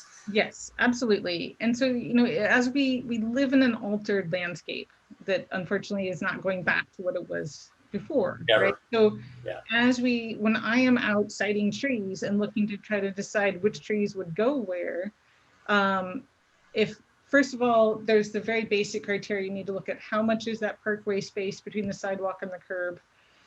Do you have overhead utility lines? And once those two factors are determined, then there are so many tree options. Right. Sometimes, like if it's not a business area, I might look at something that has an open canopy, right? But if it's not that, then I look at, yes, which trees are popular with the birds? The Chinese elm is one of them. Do we have room for that? I also carry with me, we calculate the greenhouse gas reductions and sequestration on the trees, looking at 72 different criteria. So we're looking at when we plant a tree, the azimuth, are we on the south side of the building? How far away are we? What year approximately was that building built? Does it have air conditioning? So that we can do a 40-year calculation and look at, well, over 40 years, this tree, if we plant this tree here, we might be able to sequester X amount of greenhouse gas in the tons. I like to make sure the wildlife is considered. I'm kind of a wildlife guy. I've had a yellow-rumped warbler that's come back to my house 5 years in a row. That's fantastic. I'm waiting for him to show up. It's that time again. So, What you is know, he? it's Yeah, so that's the thing. Like, what is he like there, do you think? It's something you have in your yard. the mealworms that I put out in the dish. But around a nice tree, there's a pine, a cedar pine, and some other stuff that he likes to sit in. So it's a combination of the whole thing. But okay, so got it. So you're just limited, but all the considerations are being taken in. Try to make the best choices. And so then also, like, let's say, you know, at one point I planted on Lankershim like 220 trees north of Sherman Way to San Fernando, is that you can't plant the same tree that long away. So you might look at, if you're looking at a long corridor, you might plant 3 blocks at a time of a certain type of tree and then switch it so that there's like a sequential pattern going, you know, it depends all on the planting space that's out there. Right, right. Okay, and then just a quick other follow-up question. One of the things that you had up, that I think it was the average heat temperature of the surface. So that one, which was the one that was kind of solid red. I'm confused. So half of Studio City has, you know, a pretty substantial tree canopy over it, but that part was red too. Does that say that the tree canopy doesn't influence the temperature of the surface? Well, it's interesting. And that's the Google Tree Canopy Lab. And so I welcome anybody, like Google that and zoom in and see what they're picking up, and they're averaging, I think, on those. I do think that as the tree canopy comes off the hills towards Ventura and then changes, as Chip mentioned, between Ventura and the 101, right, quite a different canopy. We do get a lot of urban heat island effect, which is that heat is just bouncing around. So at nights, our nights are not cooling down as much as they used to because the concrete and all the buildings are still radiating heat. Right. It was just curious that where the trees in the hills of Studio City, where there isn't much concrete and it's almost totally trees, that looked the same red as the parts that were concrete. So for surface, you know, temperature, obviously if it's above ground, that would make sense, but it confuses me that the surface temperature isn't lower where all of the trees are. And again, that might just be averaging of their calculations. So I'm sorry, it's not it's concerning because, you know, I'm sort of playing devil's advocate. You know, people will find ways to you know, knock things down or find issues with stuff. So it's kind of important to find areas where it's like, that's a little curious, and why is that, or is something amiss in the data or how it's being reported? Maybe it's 6 feet above the surface, which might be a difference other than actually on the ground or something. But that one concerned me because it didn't make sense to me that there's a tree canopy, there's very few, you know, little concrete, and it looked no different in the surface temperature map. You still have all the roads and stuff in there and the buildings. Right, but you have 36%, you know, tree coverage or whatever. I welcome you to check out Google Tree Canopy Lab and zoom in on those areas and see if you can find out more information. Okay. Amy, I have a question or a plug for the ficus. I know that it's the much maligned tree. The city won't let us plant it, but it's so, it's one of the best purifiers of air. It provides home for lots of birds. Very good at noise reduction, very good at shade. But it's become like the bad guy. And when I was little, when I was like in my teens, I remember a lot more ficus. And now they seem to be replaced with strawberry trees. I'm noticing a lot of strawberry trees in the neighborhood because they grow smaller. And again, they do provide kind of a bushy canopy for birds. And they also flower, so they provide nectar. But is there some way to get a bug in the ear, in the city's ear, about redressing the ficus issue? Because those trees can be shaped, and it's like instant green, instant fresh air, instant shade. Yes, I do agree that the ficus has a bad rap these days. I used to work with somebody that said it's a soil problem, not a ficus problem. It's pretty interesting, actually. If you look at ficus, sometimes you'll see an enormous one and they have absolutely no root problem at all. And then sometimes, you know, if you ever drove down Sepulveda on the way to the airport, you'd see those amazingly heaved sidewalks. I don't know if there's any way to turn that around. Public opinion is pretty strongly against that. So again, not in my purview of what I do at my job. But but there are also other good, there are some other good trees. We do try to get the largest canopy trees we can in a planting space. The strawberry tree is a great tree, but it is not very big. So I don't plant it unless I'm in a smaller space. Oh, and you showed a picture of the village market, and I know that they're owned by Syrians. And I remember years ago having a discussion about apricot trees. And if there's like an option to give businesses an option, I can imagine some people might be more inclined to water a fruit tree because they get the rewards of the fruit. And if there's some kind of cultural tie-in, fig, apricot, plum, people. Yeah. So right now, there's very few fruit trees are allowed as street trees. Citrus really are the best choices. I don't know if you've ever walked by a place that has a plum tree. Chip, I think you know one that used to be by your neighborhood. An untended stone fruit tree dropping on the sidewalk is a squishy, messy, slippery mess. So not great. And oddly enough, sometimes you get fruit trees and no one picks them. And so that's something you have to keep in the back of your mind. Also, we'd be looking for shade. You want to have enough canopy that on a major intersection where you have, at that point, it's almost 6 lanes across on Moore Park right there, something that shows up, right? So you want something, a bigger stature tree, if we can get beyond that sort of, 20-foot tall max fruit tree. Yeah. That's the thing. Sometimes City Plants does have fruit trees that you can adopt and get for your private property. So they always have a mix of fruit trees out there as well. Melanie has been waiting patiently to speak. Oh, thanks. Hi, Amy, a couple questions. But do you know what the status is of the draft tree list for public right away? Was circulating. I know there's a lot I think they're going over all the comments. I think I heard something about like 350 at least written comments went in about the draft tree list. I have not heard a date of when that will be released as a final. Okay, I hope some of it's adjusting to comments.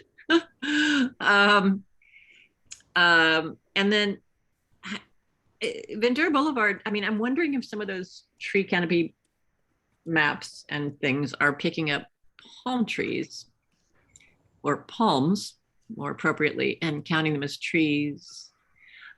They certainly don't provide any shade, and the trees that we chose for Ventura Boulevard a decade or so ago to intersperse don't really provide any canopy, any shade canopy to speak of either. And we're just,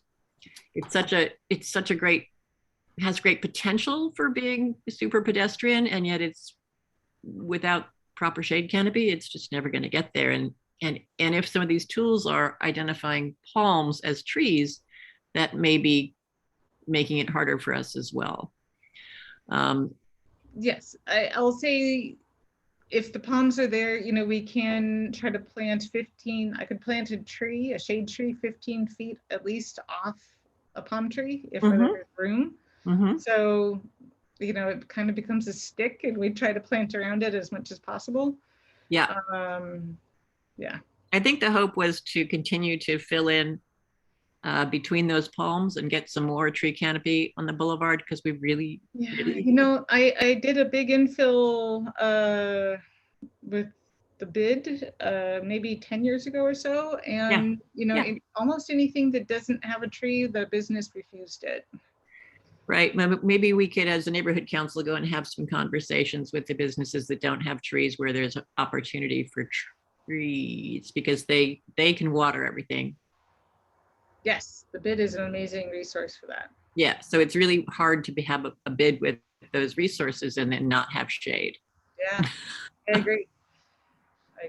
Yeah. And then are you ever going to go ahead and implement the, in places like you showed on Laurel Canyon Boulevard, where you have long expanses of parkways, there's a lot of space, you don't have overhead utilities in the way. you have stormwater running down the boulevard, are you ever going to go ahead and implement what we piloted and what we now have as a standard plan and do some curb cuts so we can get more than one benefit out of these trees when we have, in areas where we don't have anything in the way, no utilities, no overhead canopy, no existing tree canopy. Why? I mean, I've been saying for years, if you've got those conditions, there's zero excuse for not doing a curb cut. And I just don't understand why it's, we have the standard plan developed. Yes, it's. Why are you not doing it? And hats off to you, Melanie. I know you've done the hard work for probably going on decades now, trying to get bioswales in. So I do appreciate all of that hard work you've put in on that.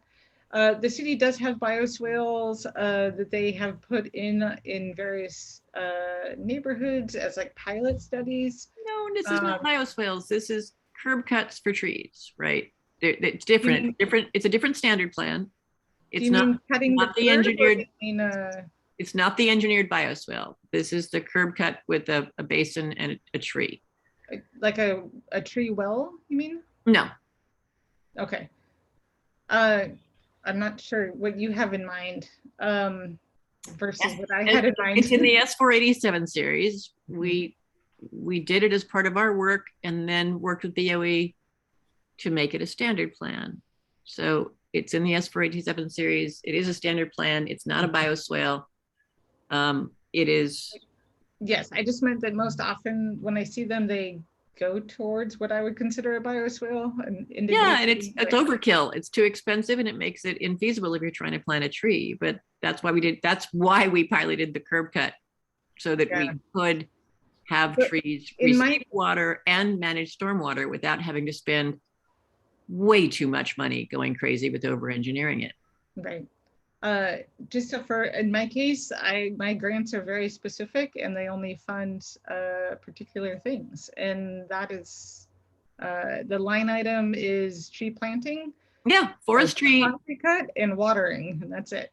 Yeah, well, the concrete cut will fit in if you're doing a curb cut, and if you've got the parkways to do it, and forestry likes these. So if you ever in a situation like you have on Laurel Canyon there, can we maybe try that, please? I just don't understand why it's not being taken advantage of. I really don't understand it. Sanitation is all about stormwater, and y'all plant trees through sanitation and don't bother managing stormwater. And it's maddening, Amy, it's maddening. It's hard to check off all the boxes sometimes on the projects, you know, when you're trying to get something in there, I guess. Again, the grant funding requirements are rather specific, and it's not something that would be covered on my projects. It would though. It's okay. All right, we can talk later. It would though. I recommend then, you know, like that's a great idea. Let's talk to somebody about writing a grant that would cover that. Cool. And maybe we can get some policy in the city where you can make them happen more often than they're over-engineered bioswales that don't work out on the cost benefit side of things. That'd be cool. Great. And if we can work with you and doing a survey on Ventura and other spots with business owners, we can fill in some more shade trees. Again, I have limited ability to work in the Studio City area because it doesn't meet the grant criteria for eligibility. So we can try to, you know, I am happy to try to help scrape together all the resources to try to get more trees in Studio City. But I can't guarantee that I can cut a bunch of stuff all around and plant and water it, so. Okay. And could we do ironwood on Ventura? You know, ironwood's been really hard to find, actually, as stock is not available. And it would have to obviously be a spot that didn't have overhead power lines. And also, I just don't know if it's too hot and dry here. Have you seen them grow well in the area? I haven't seen a whole lot of them. I know that I've seen some, but Yeah. not a lot of Studio City, but you know, they are hard to get. I was hoping if you guys are developing a list, then you're working with the nurseries to have stock available. That is always part of the discussion. Part of the problem is that when they have been found, don't do well. They don't tend to thrive or make it also. So, but it also, again, it's hard to find good stock. So that might be the root of the problem. Got it. Okay. Yeah. Chip, I think you were. Chip, did you have something more to say? Yeah, a couple quick things. 'cause I know we're Quickly, being- quickly, because I want to end this meeting. Yeah, Just yeah, saying. that's fair. Yeah. Amy, people drive through Studio City going to Sunland, Tahunga, North Hollywood. Does that help us get it with credibility towards getting some kind of help to at least get plant materials in major thoroughfares, knowing the people that will pass the planting aren't Tony privileged homes, but they're actually public thoroughfares? I don't think so. The thing is that you know, looking at the city, it's like Studio City has resources that a lot of communities don't. Right. I'm not saying Studio City doesn't deserve more trees, and you know, trust me, I look at every single spot when I'm out walking my dog that I wish that somebody would plant a tree. And I've gone out flyering and left people notices on their doorstep how they can get free trees. And sadly, there's not a lot of response to it. Yeah. So I feel like that what we really need to do is get people that are here engaged and understand why it's super important, answer questions so they're not worried about it, you know, if they have concerns. And, you know, like we shouldn't have a hurdle here. We have the resources to do this. There are free trees out there right now. We just need somebody to water it, like say, I'll take one and I'll water it. You know? That's our challenge. How do we do I'll take that? one and I'll water it. Perfect. Sign up cityplants.org. Street trees and yard trees. They're there for the taking. My problem has been and watch the trees that I've taken care of. There's a change of mindset about trees, viewing them as a nuisance, high maintenance, expensive. But if there's a way to educate people around the idea that it's the only infrastructure that improves or appreciates with time, it's been a real battle. Yeah, but I'm here for it. I was on the garden committee here forever, but the board has kind of squelched the whole committee process. But if, you know, whatever I can do in my capacity as a stockholder in a cooperative, I'll do. It's fantastic. And I truly think it's really just, we need like an organizer, a community organizer that gets the word out. I know the rain just started again, right?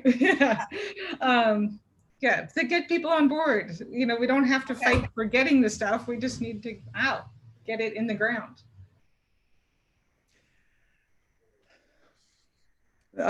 Thank you so much, Amy. It's, you know, we can put up the links. If you'll send me the links in an email, I can get them put up on our sustainability page. You know, we'll ask them to design like, hey, get, you know, free street trees, free yard trees, you know, here and go here and here. And that's, at least we can get started there too.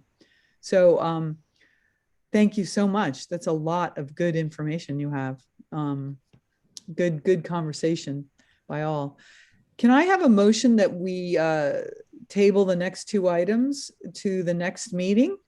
They're not uber, I mean, drought is obviously uber important, and composting is, but we can talk about it again. We've had quite a full night of talk.